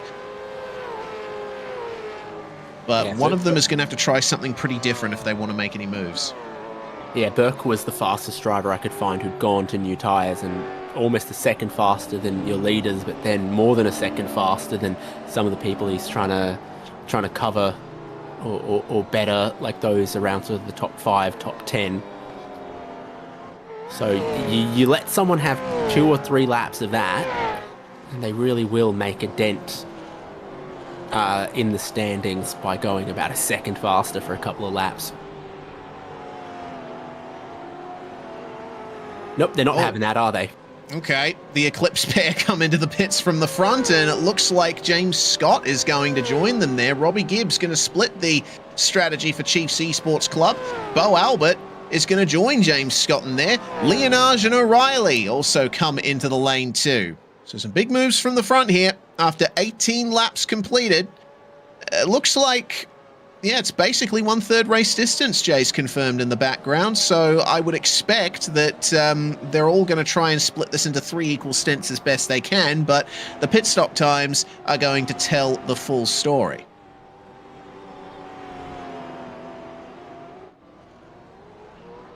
And it looks like around about 18 to 19 seconds for Rattray White and Veld.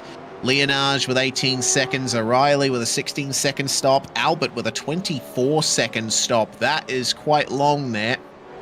So either there's been a mistake in pit lane or he has brimmed that tank. But he comes out in a nice spot, and so too did Leonage and O'Reilly and James Scott. So I think a few of them might have timed their fuel fill to exit in a bit of clean track.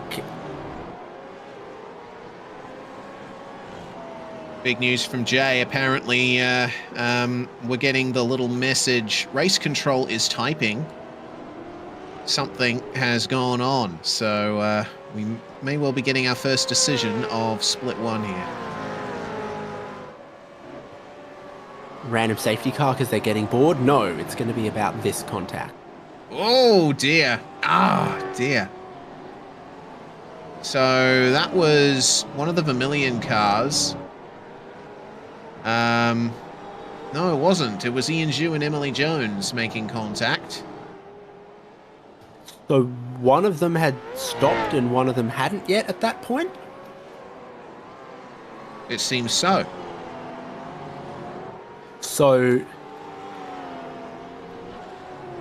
I'm trying to work that out in my head. What, Ian Zhu had made his first stop? No. Oh, there was already a big slide there for Jones Zhu. He had lost all stopped. momentum. Ian Zhu hadn't yet. Jones has got way more traction out of that corner. Ian Zhu's trying to get across to pit entry as well.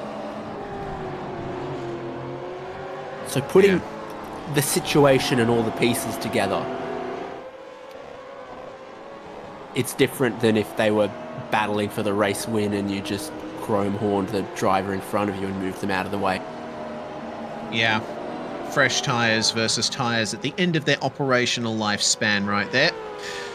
Another raft of pit stops have just been done here. We've had Robbie Gibbs complete his stop. We've had Kobe Jones, Sean Campbell, Andre Heimgartner, Ryan O'Sullivan, and Jamie Dyke all making their way in.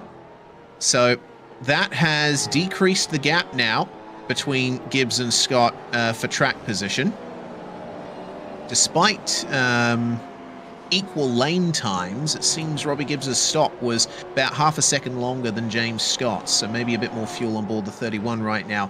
James Chastaneuf and Brett Loxton, who were in the overall lead of the race at the time, come into the pits, and that'll give the effective lead back to Rattray White and Veld. Have a look at that time from Hayden Veld. 1 minute 31.39, new fastest lap of the race. And then Rayan Leonage responds to that by bringing it down even further by another 100th of a second or so. And remember, before this pit stop, basically everyone bar the race leader was getting around in the minute 33. So the difference between that brand new set of tyres versus where they were at the end of 15 or so laps, massive, massive difference. So the tyre wear is high. ability to overtake seemed challenging in the first stint, but now we're going to get a little bit more offset in this middle stint and then into the later stint as the drivers are going to be on some slightly different ages of tyre. Some drivers who got that lovely undercut will now have older tyres trying to hold on to the gained track position, and then potentially roles reversed or the same again coming into the second phase of pit stops. Yes, it looks like it'll be the same again for our top two, with Rattray White and Belle being really the first callers to pit lane of this current sequence. I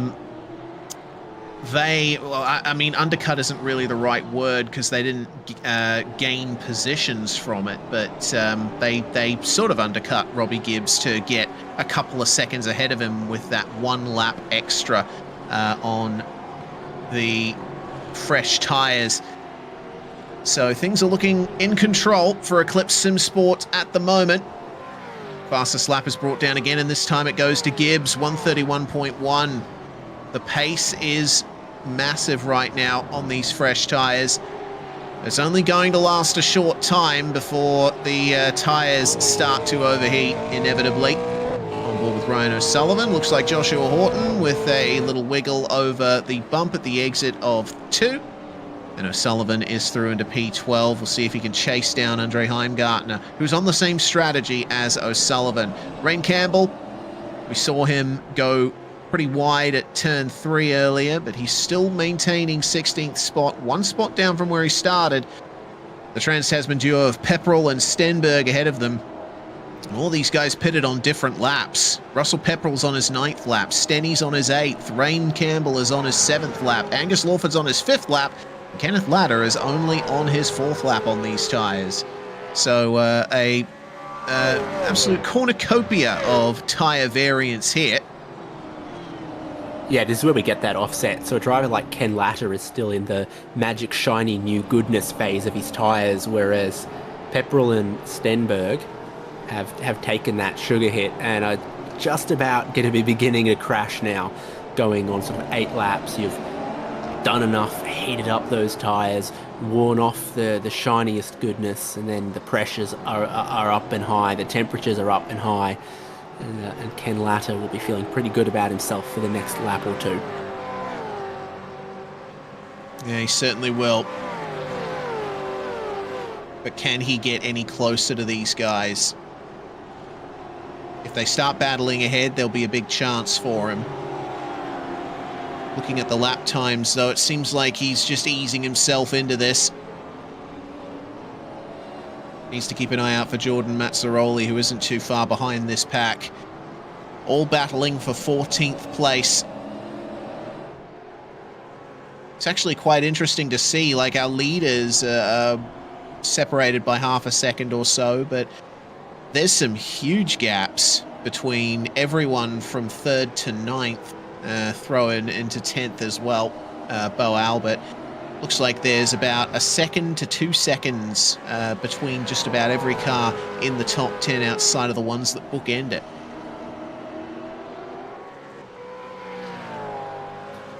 Wayne Burke was another one of those drivers that got a little bit of undercut on the earlier tyres, but Brett Loxton stopped later, right behind, has tyres in the sweet spot.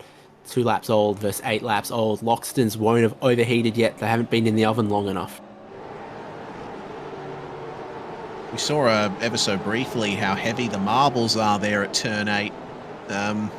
Certainly wouldn't want to be sent wide there. Looked maybe a little wide for Shasti on the way into turn 11. But he will hold strong and continue the fight here. Burke was one of the early pitters here, just ahead of Loxton. One of the first to come in, actually. It's going to be quite the interesting race for Wayne Burke after starting from pit lane, moving his way up to 22nd spot. I don't know if a top 10 is really on the cards for him here, but a well-timed safety car would completely change this race for Wayne. Yeah, I mean, he was the first driver to prove how powerful the difference between the old tyres and the new tyres was going to be, and he had to keep doing stuff to try to get up through the field after that pit lane start, as you said. So I think he did make good use of the new tyres initially. Now comes a difficult phase until he reaches a point where he thinks he can make the second stop. Gee, you'd be hard-pressed to take that before about lap 30, wouldn't you? Yeah, certainly would. For what it's worth, we have been told that with the 70% fuel tank restriction, about 30 laps is the maximum you can stretch a tank to. So then we are at about critical lap number on the fuel, but I'm thinking about this from a tyres perspective, where if you're already looking like your tyres are hurting by about lap 8 or 10, you don't really want to set yourself up for a 30-lap tyre stint at the end. No, you certainly don't. Especially not on a concrete track with the ever-present rising temperature. We've unfortunately lost Logan Barnett from the race. A great drive in Split 2 to get into Split 1, but it seems like he was having problems with the car, made contact with a couple of walls. He just pulled it into pit lane and retired from the race. So we'll see no more of the number 10. We'll be seeing plenty more, though, of the 17 and the 530 here who have been driving consistently at the front of the field, but Robbie Gibbs starting to bring that gap down slightly. He was the fastest car on track last time by, but if anything, he was only a tenth or so quicker than Hayden Veld, and not even that versus Rattray White, a matter of a few hundredths. So the one-lap tyre undercut worked out pretty well early on, but now that the pace is equalised, Gibbs, I think, will have to try something different. Yeah, not dissimilar pit stop times. Where there is dissimilar pit stop times is Emily Jones and Beau Albert. So Beau Albert, slightly fresher tyres, just behind Emily Jones. Beau carrying a little bit more fuel. And that 9th versus 10th. And of everyone in basically the top half of the field, Albert took, more fuel than anyone. Yeah, it was a bizarrely long pit stop. I think the only comparable ones would be Ryan O'Sullivan and Will Buchanan, who were at about 22 and 24 seconds respectively. That's Andre Heimgartner with the quickest pit stop thus far. A massive 10 seconds faster than Albert through the lane. But you got to remember, it's all about planning for the last half of the race, really. With one pit stop to go, Beau Albert has taken the pain now so that he can get a super quick pit stop when he comes in for the second CPS. And if that somehow coincides with a safety car, even better. About to say, anything that bunches the pack before he takes his second stop would really, really be lovely for him. Then at the moment, not getting by Emily Jones. Andre Heimgarten will have a very light car with tyres that aren't too much different. So you pick which third of the race you want to be uncomfortable, and I think he's picked the middle. A few others have delayed that to later on. Yeah, it's an interesting discussion to be had, because I remember there's quite a few people who will tell you that you want to set up your car so that it's at its best at the end of the race, because then you can preserve and drive at your max without having to worry about binning it in the final laps. But some drivers, they're a little more content to have the car be sort of wobbly in the middle of the race. I think I certainly wouldn't want the car to be at its worst at the start, especially at a track like this, because you need a car that's consistent and quick in those opening stanzas.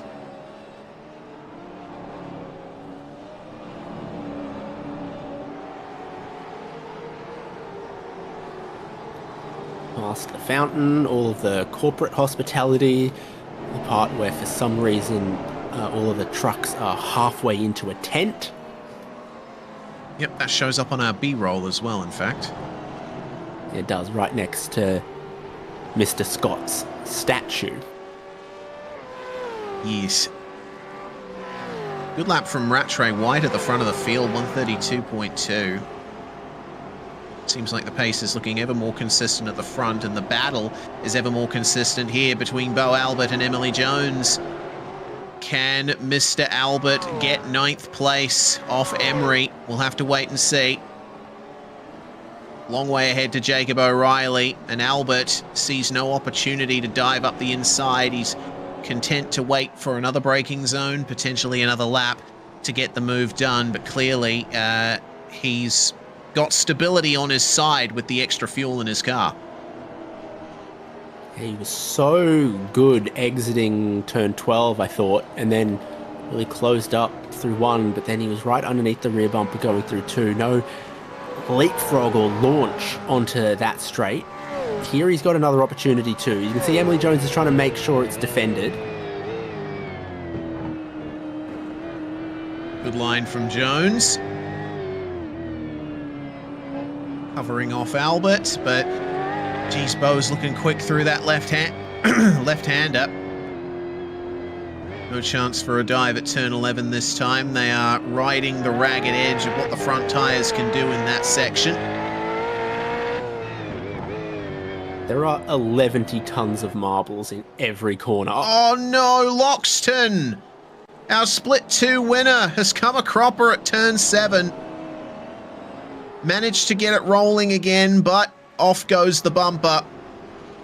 We'll get a replay of that soon. For now, the battle continues between Jones and Albert for P9.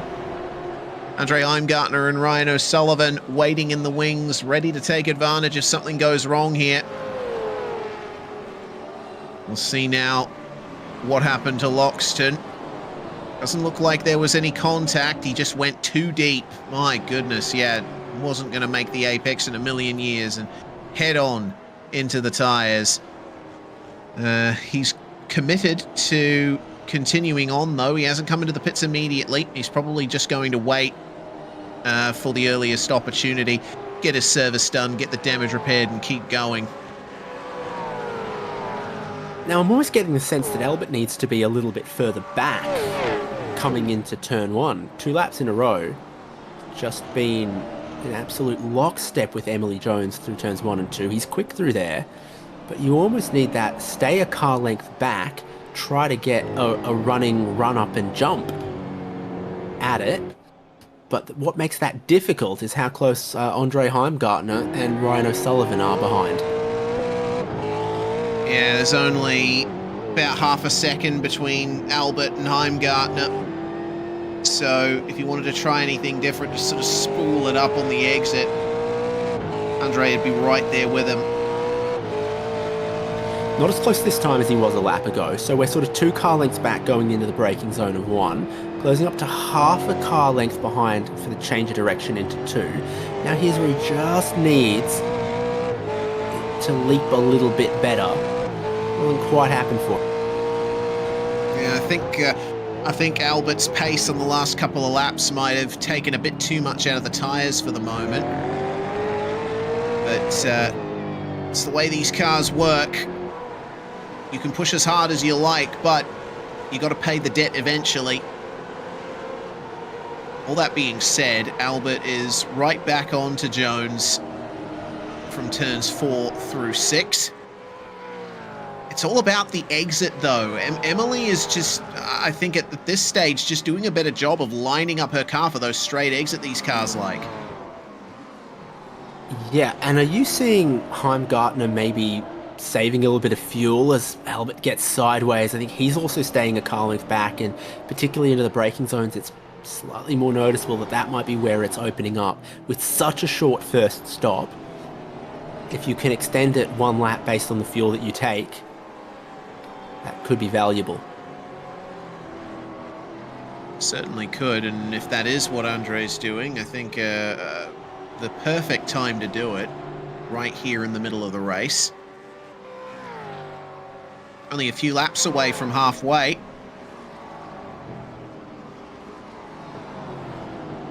Are we past halfway? No, we're not. Are we? Oh. I guess my... okay, way past halfway, lap 30. Evidently my... because Problem for Bo here. had the wrong car selected on my timing screen, indeed. Oh dear. Oh, gets into Andre Heimgartner in the braking zone and slides into turn 3. Keeps it out of the tyres. Oh dear. That was quite leery there for Bo Albert. Seems like, though, he got great exits out of turn 2 the last few laps. It hasn't worked out for him this time. Oh, dearie me. The rear end of that Chiefs Mustang is gone at the moment. And if Andre Heimgartner was trying to fuel save before, maybe he'll have to change tack. We got into the marbles at 3, into the marbles there at 5 a little bit wide, and then as he defended at 6, it looked like that part was dirty. So not only around the outside of these corners is absolutely filthy, but there's a few of them where down the inside has seen so little attempts at overtaking that it's also become dirty and greasy and just self-reinforcing. Not enough people have tried to overtake down the inside of turn 3. So that part of the track's not clear. So when someone does, they realise, oh, that's no good. It's amazing how much the marbles affect the racing. And this I'll say it again, this track is largely concrete. There is a strip of asphalt right here that continues down to the apex of turn 3 with a couple of breaks in between. But marbles are especially prevalent on concrete surfaces because, once again, concrete is not porous like regular asphalt is. And so the rubber, when it's laid down, sits on top of the concrete. It doesn't go anywhere else. Every time you run over some rubber that's been laid down, you fling off a couple more pebbles. So that's concrete racing in action. You often see it happen at Sebring as well, another track that's largely concrete, as we have another view of the contact between Albert and Heimgartner. Andre, again, showing some very good instincts there. He would have been perfectly within his rights to go on the attack on Albert after that slide, but decided to let him blend back in because it would have been a very low percentage move to get past at turn 4.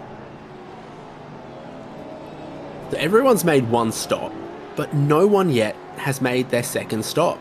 You should be able to on the fuel range, but it hasn't happened yet, and you feel like maybe Wayne Burke might be one of the first that you see, and Andre Heimgartner based on the length of that stop, but not yet.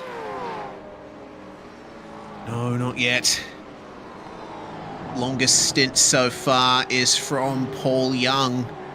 He's about to reach the end of his 23rd lap, but remember that Young had those issues earlier on in the race, spinning out of turn 6 with contact, and so kind of forced his own hand there into making an early stop. So I would expect him to be the first to come in.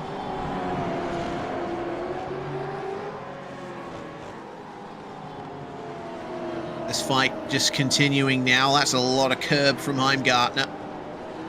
Not as much curb as you usually see drivers using at turn 5. It's very tempting to do so when you're behind the wheel, but you very quickly find out that curb is super bumpy. This will be interesting.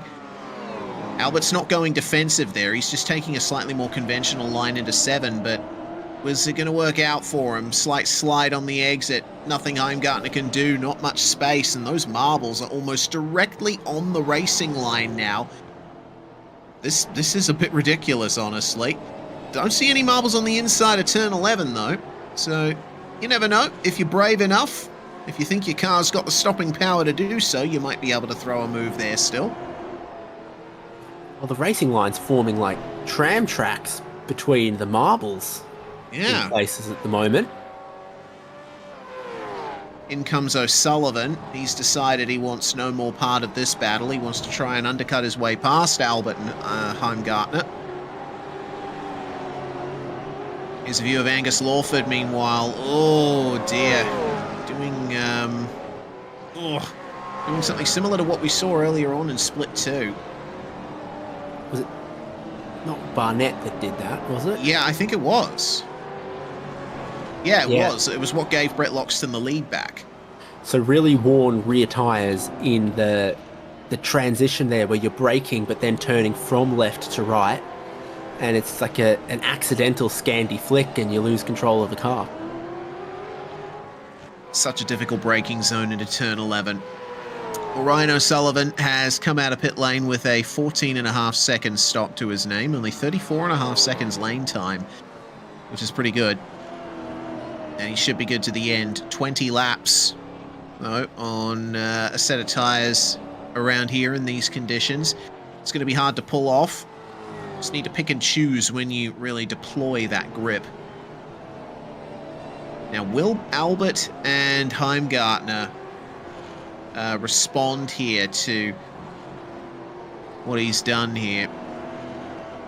Sean Campbell going to be the next car to come into the lane, our championship leader from P6. And Albert's going to go for it, but Heimgartner won't. Well, this shouldn't be too long of a stop from Bo Albert. 24 seconds at the first stop. Is it going to be, 12 to 15 in this one? We'll find out in not too long. Sean Campbell also receives service.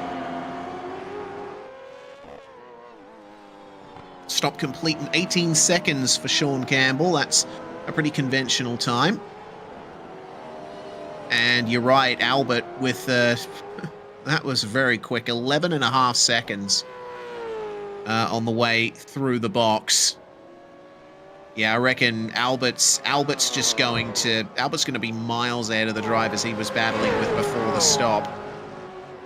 But he's come out... sorry, this is actually James Scott we're looking at. Kobe Jones battling with him. Oh no, this is Bo. This is Bo that we're looking at just behind, just ahead of William Sapstead. Yeah. So I guess take two then for what I was going to say. Albert, though he will have leapfrogged Andre Heimgartner and company, he's found himself in a pack of cars, and not all of them have come in for their second stop yet. Ryan O'Sullivan here is going to make the move on Sapstead and put himself just behind Bo Albert. It was another quick stop from O'Sullivan. Meanwhile, in comes Kobe Jones.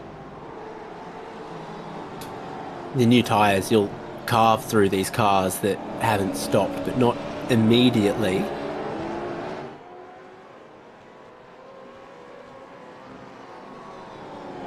How's the marbles on the entry there? Oi, oi, oi.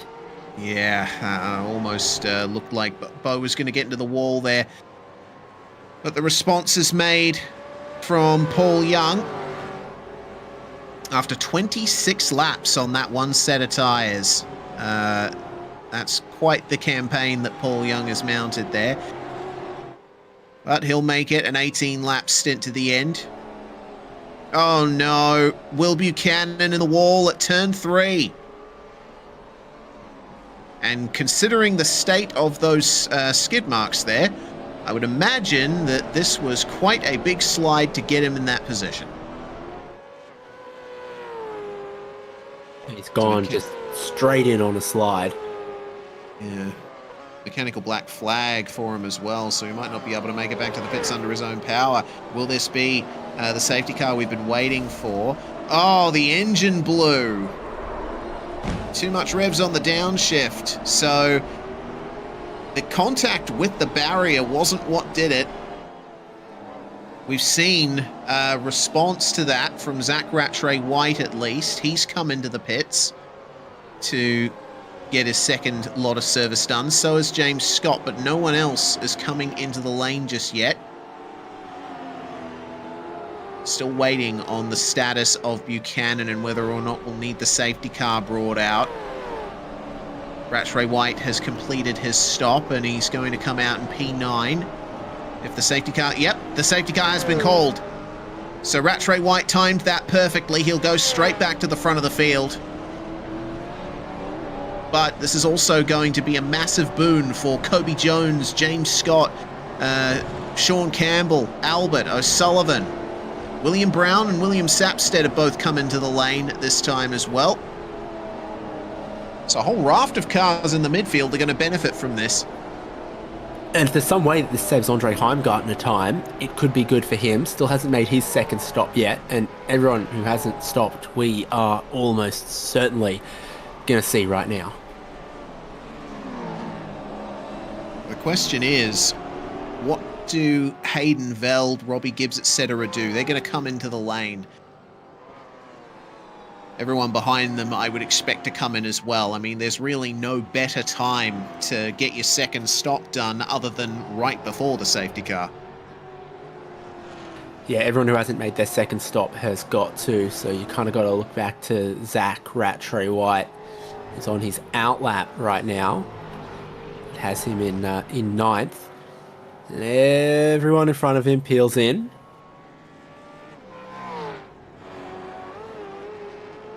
And out comes the safety car to pick up our leader, Rattray White, up the front. But winning the race out of pit lane is Robbie Gibbs. He's managed to jump Hayden Veld. A pit stop that was about 2.5 seconds faster from my timing. And Kobe Jones moves into P4. He'll be very happy that he timed his pit stop that way. Leonage and James Scott, meanwhile, James Scott already has a lap on those tyres, but I think tyre temperature is probably the more accurate way to determine how this is going to go, because you cool off the tyres under safety car, they effectively get a second wind on pace. Yeah, so even someone like Ryan O'Sullivan, who pitted 4 laps ago, goes, oh goody, my tyres were just starting to get a little bit warm. Now I'll cool them off.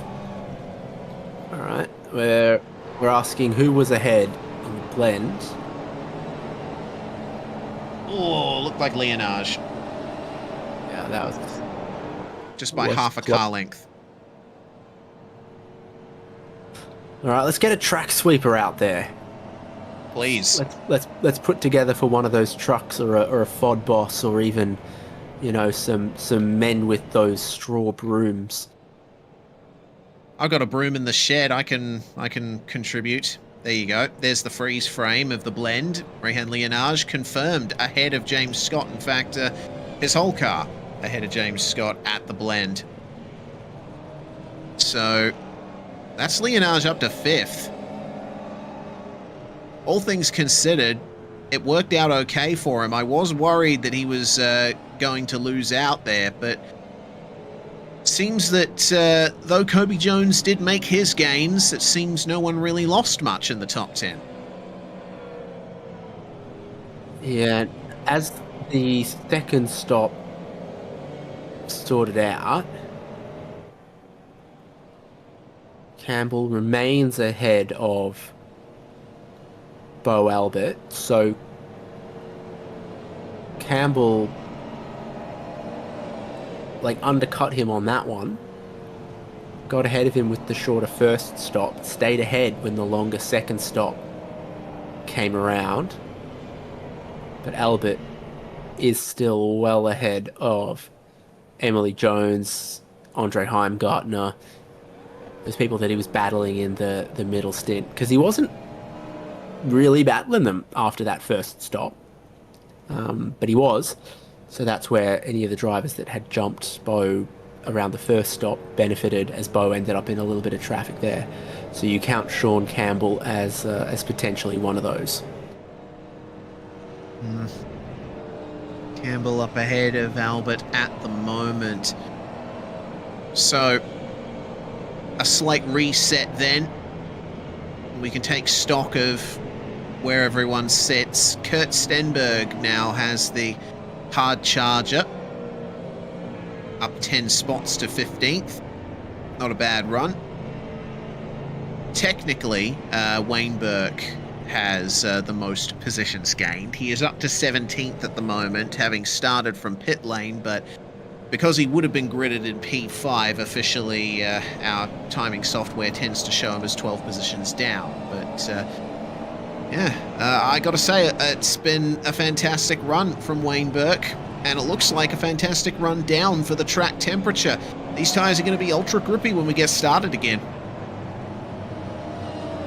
Yeah, it's getting later into that afternoon, some longer shadows from all of the trees, and the track cooling a tiny bit, but not rapidly.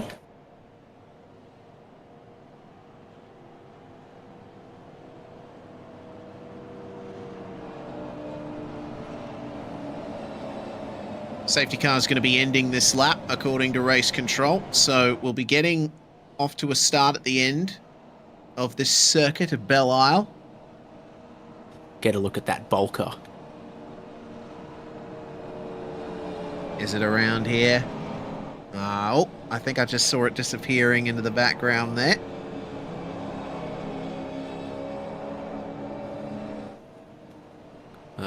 Food products, coal, iron ore, other things in the Great Lakes freighters, and also some pleasure vessels.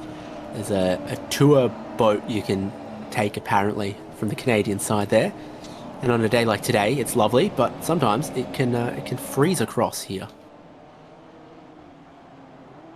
Very interesting part of the world geographically, the Great Lakes region.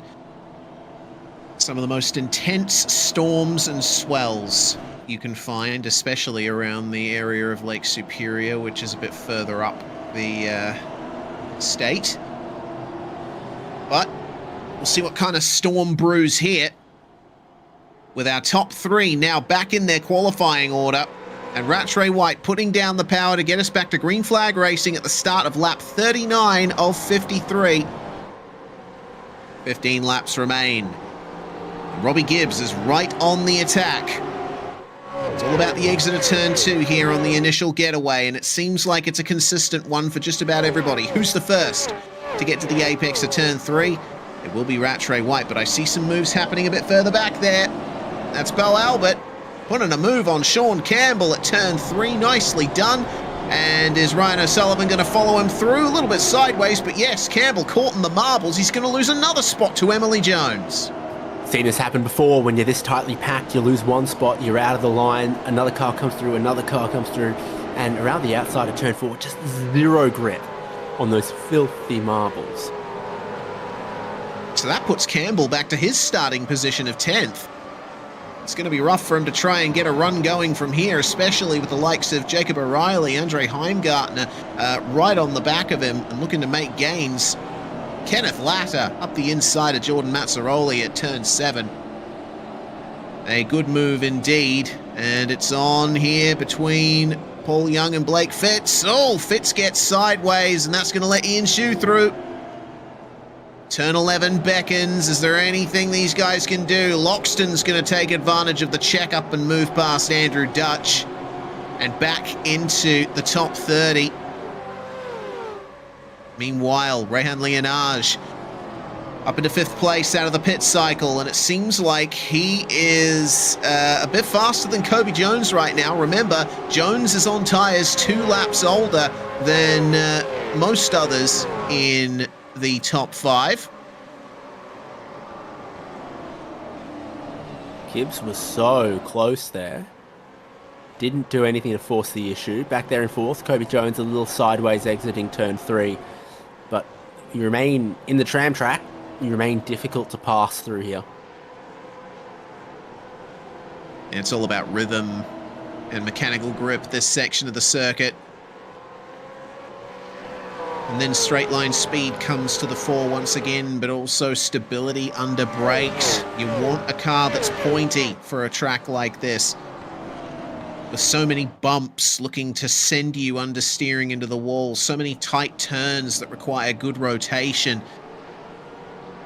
The rear end being slightly loose can be good around here, but need to take very good care of those tyres here. Still got some way to go, and if you burn through them now, everyone's still very close. You don't want to drop back. where a bit of weight transfer is a good thing. You want it to feel pointy on the brakes and off throttle, but you want it to settle and drive straight off the corners the minute that you get towards half throttle. So you're looking for a couple of different things. Some of that can come around your shocks and ARBs and ride height and rear suspension. I saw a slide for Rattray White out of turn 2. It didn't seem to hurt his straight line speed very much, but it'll be interesting to see how this sector goes for him. Robbie Gibbs was a little earlier to the turn in as we keep our eyes on Ryan Leonage, still trying to find his way past Kobe Jones. Last time by, Leonage about half a tenth quicker. Problem for Jackson Dial. That's out of turn 3. I get the feeling there may have been a couple of cars involved in that one. The battle a bit further back is going to continue. I believe this might have been around where Dial was. We have James Chastaneuf with Josh Horton and Kurt Stenberg up ahead. Let's see what happened here. Oh, it looked like one of the Rapid Theft cars making a move at turn 3. And, oh, in the end, ooh. So it was contact, but I would argue that Dial sort of put himself into that position. Well, the Rapid Theft car dived down the inside, and then Dial went that half a car width wide, found the marbles, was so slow on the exit of the corner. He shouldn't run up the back of them, but he was slower than would have been expected, just based on getting that half a car width into the marbles. Probably as many marbles on this track as there are stars in the sky. Yeah, I think that's a pretty apt prediction. Wonder if anyone's actually gone around a track and counted the marbles after a race. That would be an awful job. You could statistically estimate it, because you could weigh everyone's tyres and know how much weight they'd lost, then get a sample of marbles and find what the average weight of a marble is. Well then, you've certainly got the tools and the know-how, David. I expect you out there at the next meeting to give us a marble check. And when... Yeah, so there's the dive. Dial sees it. It's half a car width wide, but marbles wide into the wall. Adelie needed more caution, but you can see how Dial ended up in the wall in the first place. Is the outside tyres in the marbles. Yes. Gabriel Adelie probably was a bit taken by surprise there. There's a reasonably blind corner, but he probably would still have seen a bit of what was happening ahead. 11 laps remain. Zach Rattray White still leads, but Robbie Gibbs has split Rattray White and his teammate in the front of shot here as the battle continues between Rehan Leonage and Kobe Jones. There's the move. Can Rehan get it done at turn 3? Aggressive turn in from Jones. Just enough room for both of them to get to the exit side by side. And Jones is a bit more aggressive into turn 4. He's going to try and keep the inside line to turn 5. James Scott will be loving this. He sees the opportunity to get alongside Leonage. It doesn't happen at 5. Leonage focusing on keeping his position in the line coming out of turn 6. And now he is further behind Jones than he was. You can cover this one very easy. The natural line has you coming across to the right, but then you just stay on the right. Oh, careful. A little bit of bumper sticking there. Bo Albert now leads the charge of the cars behind that battle. Stretches all the way back to Andre Heimgartner in P12. Up behind O'Reilly and Campbell. Very distinctive yellow and blue livery on Campbell's car, if you're wondering where on earth he is.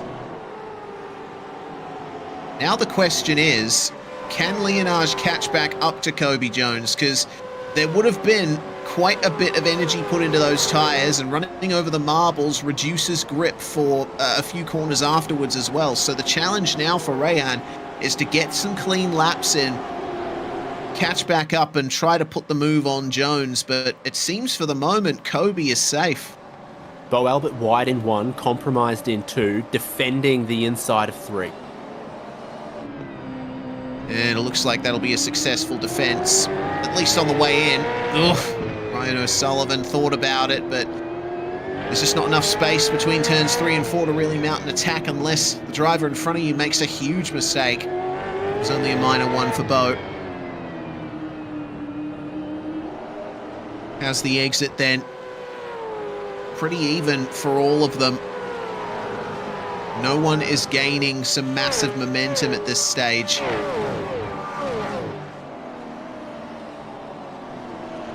When you've got 20 unsuccessful login attempts on your phone and it takes a photo of the child that tried to open your phone, that photo looks exactly like the rear-facing camera of the pursuing car right up in the grill. Absolutely. A centimetre from the camera. Just need a bit more of a wide angle, and you'll get the aesthetic down. Bo Albert, do you have any games on your Ford Mustang? Well, just like that, 9 laps to go, and Gabriel Adeli has received a penalty for that contact with Dial. Jumps straight into the pits to serve it. I think there was time to react to not hit Dial in that circumstance as well. Again, you always sort of point out the circumstances that led to it, but there was enough time in and amongst those circumstances to not try straight into the back of someone. 3 wide on the way into turn 3. That's Kenneth Latta getting up the inside of Jordan Mazzaroli, and William Sapstead is right there too. Mazzaroli around the outside of turn 4, slight contact, bouncing off Latta and the wall and managing to stay ahead. There goes Sapstead, taking advantage. Latta collects the wall in 5, and then through 6. Just enough space. Sapstead gets caught on the marbles. And that's going to be all that momentum gone for Sapstead. Now Brown and Young are going to be catching up to him. Turn our attention back to the battle for just inside the top 10. Emily Jones and Sean Campbell, they'd been up and down the field a little bit. Right now, they are in their starting positions of 9th and 10th. Got the charging Ryan O'Sullivan just up ahead, and Belle Albert trying to keep 7th in the midst of it all.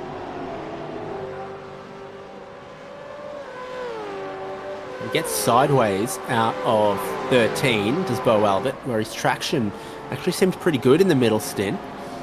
It was turn 1 here where he wasn't on the curb. He got a little bit of the marbles, compromised line into 2, and it kicked off all that happened before. Around Leonage scampering away from this, but taking James Scott with him up towards Kobe Jones. Sean Campbell's, I think, playing a sensible championship long game here, but if an opportunity came up, his race pace and tyre management has looked very good today, even if his qualifying wasn't as strong. Yeah, driver might not gel with a track as well as others, but Campbell's inherent strengths remain. It is a long championship. Oh, move for second potentially. Saw a huge slide for Robbie Gibbs coming out of turn 7. And Veld is all over the back of him. That's allowed Rattray White to skip away and get the race lead out to over a second. Now getting to 10 laps on these set of tyres. So they're overheating, skittish, sliding around. We get a little bit more cloud cover. We get a little later into the afternoon, so the track's not as roasty as it once was, but even on a cold day, these cars can overheat a set of tyres pronto. Let's see what this replay entails here. This is the incident for Robbie Gibbs over the curb at turn 7. How close does he get? Oh, good Lord. Oh, just bounces the rear left fender off that jutting concrete wall, and that's the side-by-side that I saw on my end. Oof, lucky save there for Robbie Gibbs in a way. Still plenty of skill required to save a supercar from an incident like that. Let's see how they respond now to that, because Rattray White, he's managed to keep the gap over a second, but it seems like about a tenth has been gained back by Gibbs and Veld.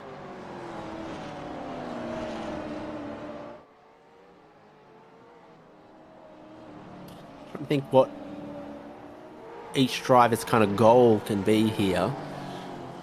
I don't think Zach Rattray White's going to back up from this win to try to help Hayden Veld. No, and I don't think Veld would expect him to. It's just how it happens sometimes. You get someone away with the lead, and they're the one higher up in the championship. Remember, Rattray White will be third in the standings coming out of this round if he manages to win this one. Last lap, super scruffy from Kobe Jones. And then he yeah. sorts it out. So he goes from a mid-33 back into the low 32s in the 4th position. But that's why Rehan Leonage is right back with him where we were a couple laps ago. So some time lost for Jones. And if you can make a mistake when there's pressure on the intervals, but not necessarily pressure on you in every single braking zone, and you can make a mistake now that Rehan Leonage is all over your rear bumper again. Indeed. It looks like for Kobe Jones it was running wide at turn 3 on lap 46. Meanwhile, Rehan Leonage getting a little bit of a finger wagging from race control for moving under brakes. I would expect that James Scott reported that one in. That would have been here at 7, because I said he was, okay, you're at the right-hand side of the road, but you'll sweep back to the racing line for the braking zone, and then he didn't, and there was a bit of movement. So Leonage has to be careful coming up to these last few laps. And Jay just confirming you are 100% correct there, David. I only had a few ones to pick from. I wasn't probably going to miss fish in a barrel on that prediction. Well, the fish may be in a barrel, but you still got to hit them. So, 5 laps remain in round 4 of V8SCOPS for 2026. Belle Isle has thrown up a classic just about every time we've come here. This one, I think, has been a bit more of a slow burner than others, but it has still provided a great amount of action and some fantastic stories to make up the first stanza of this 2026 season. It seems like Rattray White is just able to maintain the gap now. Gibbs and Veld, they just can't make the gap up now. I think they might have been relying on the slipstream a little to stay in touch with Zach, who has been the clear pace setter in split 1 from the start. We keep our eyes on Ryan O'Sullivan chasing Bo Albert here. 3 Eclipse cars for the moment in the top 10. And O'Sullivan would love to make it 3 Eclipse cars in the top 5, but he's got a bit more work to do to make that happen and not much time to do it. Now, I felt like most of the action's been turns 3 through to turn 6 so far, but maybe turn 11 gets its chance in the sun again as we approach just a few laps left. Yeah, turn 11 certainly made a few headlines in split 2. So, the run out of turn 2 for these guys. It's always difficult from that camera angle, looking at the exit of turn 2, when you see them just jink sideways a little bit over the bump. You wonder if they're actually going to get into the wall. I mean, at the speeds you're going at, you are effectively sliding the car out of there over the bump. Meanwhile, looks like James Chasteneuve and Kurt Stenberg have had a problem, and that is a large problem for Stenny. A TTR bumper in the middle of the circuit. And turn 3, claiming another victim. Stenny looks very heavily damaged there. That car is not turning, and it's crabbing. And it was James Chastaneuf involved in this one. We'll see how it happened. Braking zone at turn 3. This might be a pretty late dive. And it is. Stenberg turns in, not expecting Shasty to be at his rear quarter. And it's straight into the tyres for the most experienced driver in V8 SCOPS.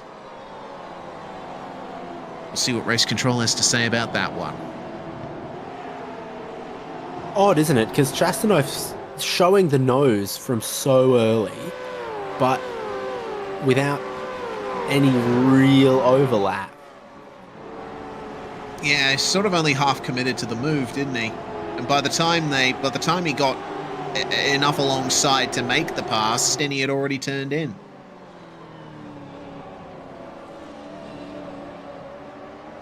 This will be interesting. Sean Campbell and the slipstream of Emily Jones trying around the outside at turn 3. It's worked for some. Looks like Sean might be able to do it if he doesn't get too far into the marbles. Oh, brushing up against the concrete barrier again. Inside for 5. Contact! Emily Jones just shuffled wide. But Campbell will let her stay ahead. Causes a check up behind for O'Reilly, Heimgartner and Burke. Rain Campbell is going to join the fight at the very back of that train. But here comes Campbell. Could he get it done here? Outside line into turn 7 is not going to work, but if he forces Jones narrow on the way in... Oh, it looks like it's just going to be a bit more give and take between these two for the last couple of laps. When it breaks out into Biff and Barge, it's a real proper Biff and Barge. So Jake O'Reilly had Andre Heimgartner get into his rear bumper as they were all checked up coming through turn 4 that time. And nothing further comes of that. It's just racing when that happens. Jones super late into that corner. So problems at 12, loses momentum for 13, and Campbell's on the attack again. Confirmation of a drive-through penalty for James Chastaneuf there for that contact we just saw with Kurt Stenberg. Now it's officially 2 laps to go. And Campbell will pick up the slipstream here once again. Looking to try and get into 9th place, get a consistent points finish to keep up the solid championship lead he's got already after 3 rounds complete. And doing a clean sweep of the first couple of rounds. First and second in the championship battling, isn't it? So yeah, exactly. And at the back end of the top 10 as well. It's been a bit of a topsy-turvy one, hasn't it? we're a little upside down at Detroit, as it looks like Burke. Ooh. Oh dear. That was interesting there. Andre Heimgartner giving the lane to the right, but is there... Oh, hello. Campbell's doing it again. And he has to really back out of it that time. Jones is doing everything right there. Heimgartner getting biffed about a little bit by the Vermilion cars, but look at the cut underneath there. Fantastic stuff. He gets alongside Wayne Burke through 9 and 10, and he's ahead into 11. Shows How did he Burke pull the that marbles by showing Wayne Burke a big, filthy set of marbles Oh, goodness. on track. Yes, that is good racing. Good racing. Burke obviously won't be too happy with how it worked out for him, but I think that was all fair and good. Final lap has started. And Sean Campbell still needs to find his way past Emily Jones here. He wants those few extra points. Chastaneuf comes into the pit lane to serve his penalty. Jones is sticking all the way to the right side of the circuit, not letting Campbell get an inch alongside. Cut underneath could work. Oh, but too much of a slide there for the Grid and Go Mustang. Has to stay behind through turn 4. Jacob O'Reilly could really take advantage of this. If things come to a head between Jones and Campbell, he is right there to grab a 9th spot. But the exit's just too good for Jones and for Campbell. Looks like our leaders are doing okay on the way into the final. Oh my God! Jones into the wall at turn 7! And Robbie Gibbs just hit the wall too. He's brought Hayden Veld right into it for second place. I think we'll have a couple of replays to look at after the checkered. But up the front, Zach Rattray White, sheer dominance on pace from the very start, and he'll be rewarded with big points at Belle Isle for the win. Gibbs holds off Veld for second, and Kobe Jones manages to get P4 out of that. Ray Leonage up to P5, great recovery.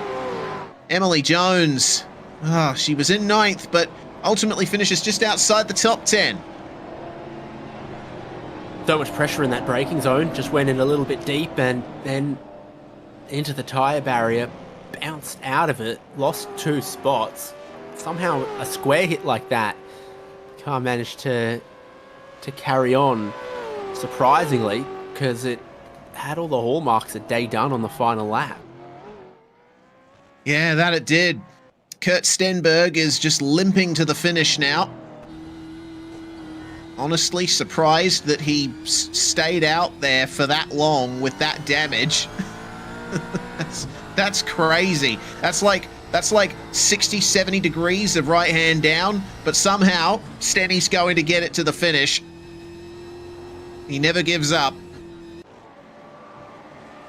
And this is what happened to Emily Jones. Just Sean Campbell piling the pressure on. Jones was a little too late under brakes, and then once she got on the marbles, that was day done just about. And Jacob O'Reilly got a hit on the way through as well. Exit of turn 11 for Robbie Gibbs. That was a huge loss of rear traction, but he managed to keep just enough in it to stay ahead of Hayden Veld. Wow. What a race that was. Yeah, it was very interesting around that first pit stop when we had some pretty big tyre offsets, some quick laps and some undercuts, and that really set up how they played out into the rest of the race. Well, Rattray White gets it by 2 seconds in the end, with Gibbs and Veld rounding out your podium. Jones and Leonage both gaining spots to round out your top 5. Scott finishes P6 in the end. Albert, where he started in 7th. Ryan O'Sullivan, a great run for him in his 49th V8SCOPS start. 6th, 6 spots gained for him, ahead of Campbell and O'Reilly. Emily Jones ending up in 11th with that last lap contact in the wall.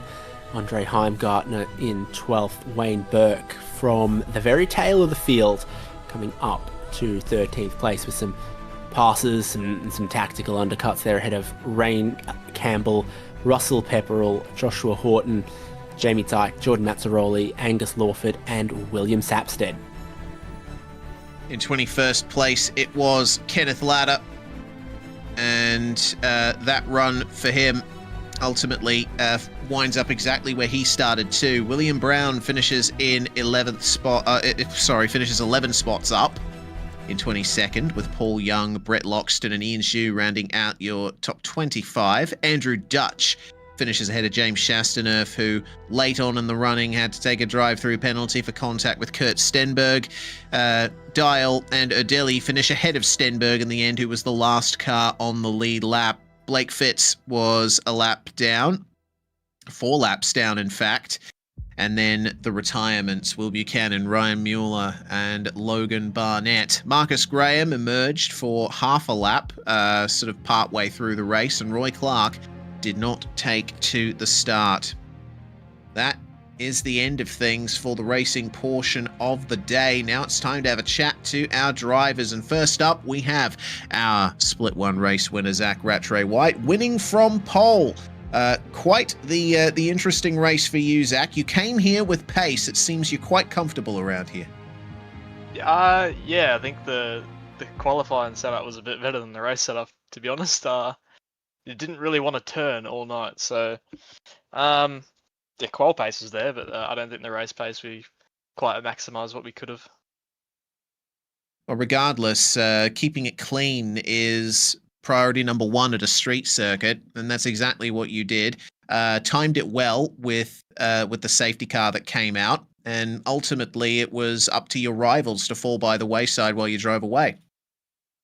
Yeah, Reese, as you'd know, it's not ideal to ping pong off concrete walls. So keeping the car clean was probably, thing number one, and the safety car was pretty well timed. It was driving right past pit lane as it was a car stop, so figured that was perfect timing. Well, in the end, from what we were looking at with the live points earlier, you should be third in the championship coming out of this round. So it's been a pretty successful first part of the season for you. Now, I guess your focus is getting those consistent top results. Yeah, we just need to keep outscoring the people in front of us in the championship. So, yeah, we got a good thing going at the moment. So hopefully we can just keep the momentum and keep chipping away. Absolutely. Well, we'll be going to Mexico City next time out. Make sure that you load up on tacos, and we'll see you then. Sweet as. Thanks, guys. Zach Rattray-White, your race winner here at Belle Isle. Finishing second and splitting the Eclipse teammates was Chiefs Esports Club's Robbie Gibbs, stood by with David Haynes. Well, congratulations on that, jumping up into second place. Seems like you and your teammates were relatively strong in qualifying. Yeah, thanks, Dave. Yeah, we're pretty good. Pretty happy with the qualifying setup. Not a whole lot of practice or laps in pre-qual, but yeah, we're pretty happy with it. I think Bo got a last minute lap in session one that put him up the front, and then me and James executed pretty well. I think I stuffed up my first lap, which I think would be my best one, but P2 was still good. Just got to learn to get it off the line. Safety car late in the race kind of put everyone together, but on sort of the same age tyres and on very, very similar strategies. But that first stop, we had some wide variations, and the balance on a street circuit is, it seems, new tyres very potent for an undercut, but traffic an absolute killer. So how did you balance that? Because there was some difference around the front of the field.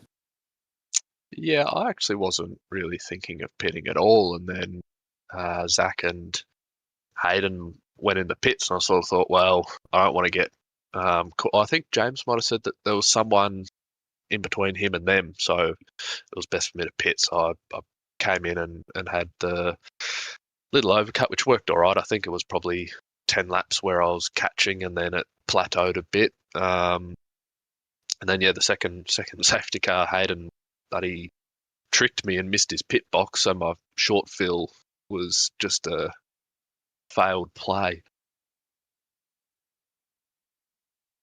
And not an endurance race, but still 2 compulsory pit stops, so the fuel drop required at each stop relatively minimal, basically just covering the tyres almost. Bit more, a tiny bit. It was a bit more. I think it was about 40 and 30, roughly. Yeah, it's a bit of a long race for my liking. I'm a bit too sweaty, but no, it was, all in all, it was a pretty good night. Well done. Some exciting tracks to come this season, and we'll see you there. Appreciate it, Dave. Thanks. Well, that's Robbie Gibbs there from Chiefs Esports Club, continuing the fantastic form that team has enjoyed. But speaking of fantastic form, 2 Eclipse cars on the podium, the other of them being Hayden Veld, who joins us now.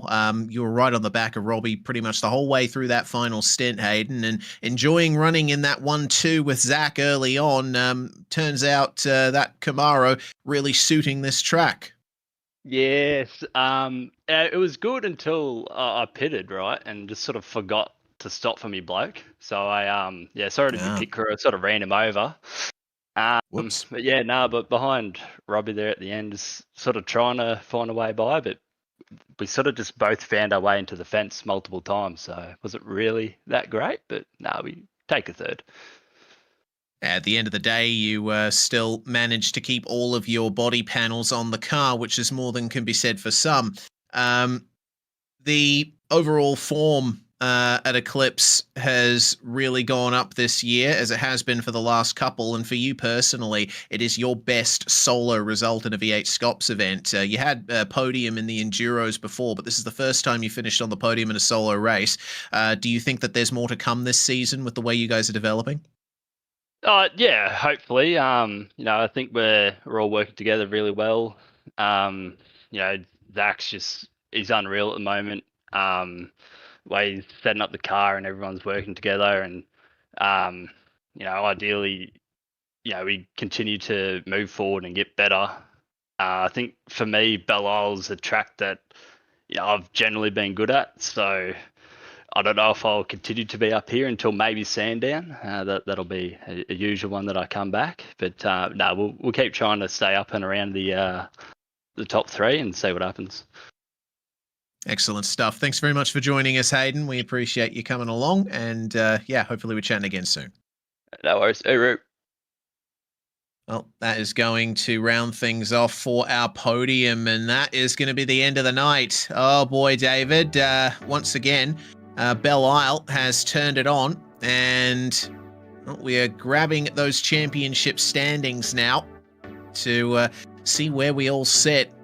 Zach Rattray White making up a lot of time there. Emily Jones will be ruining that final lap. It's brought her within striking distance of Rattray White and Burke, for that matter, who managed to preserve some great points despite his starting from the pit lane.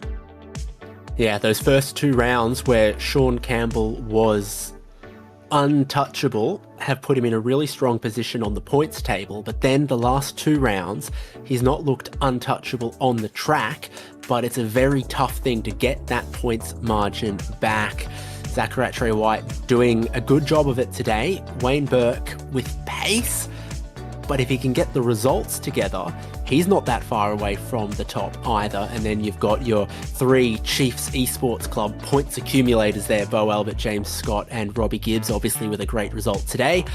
Ryan O'Sullivan, Rain Campbell and Hayden Veld getting into that top 10. Campbell and Veld tied on 450. Veld will break that if he can get a couple more podiums going.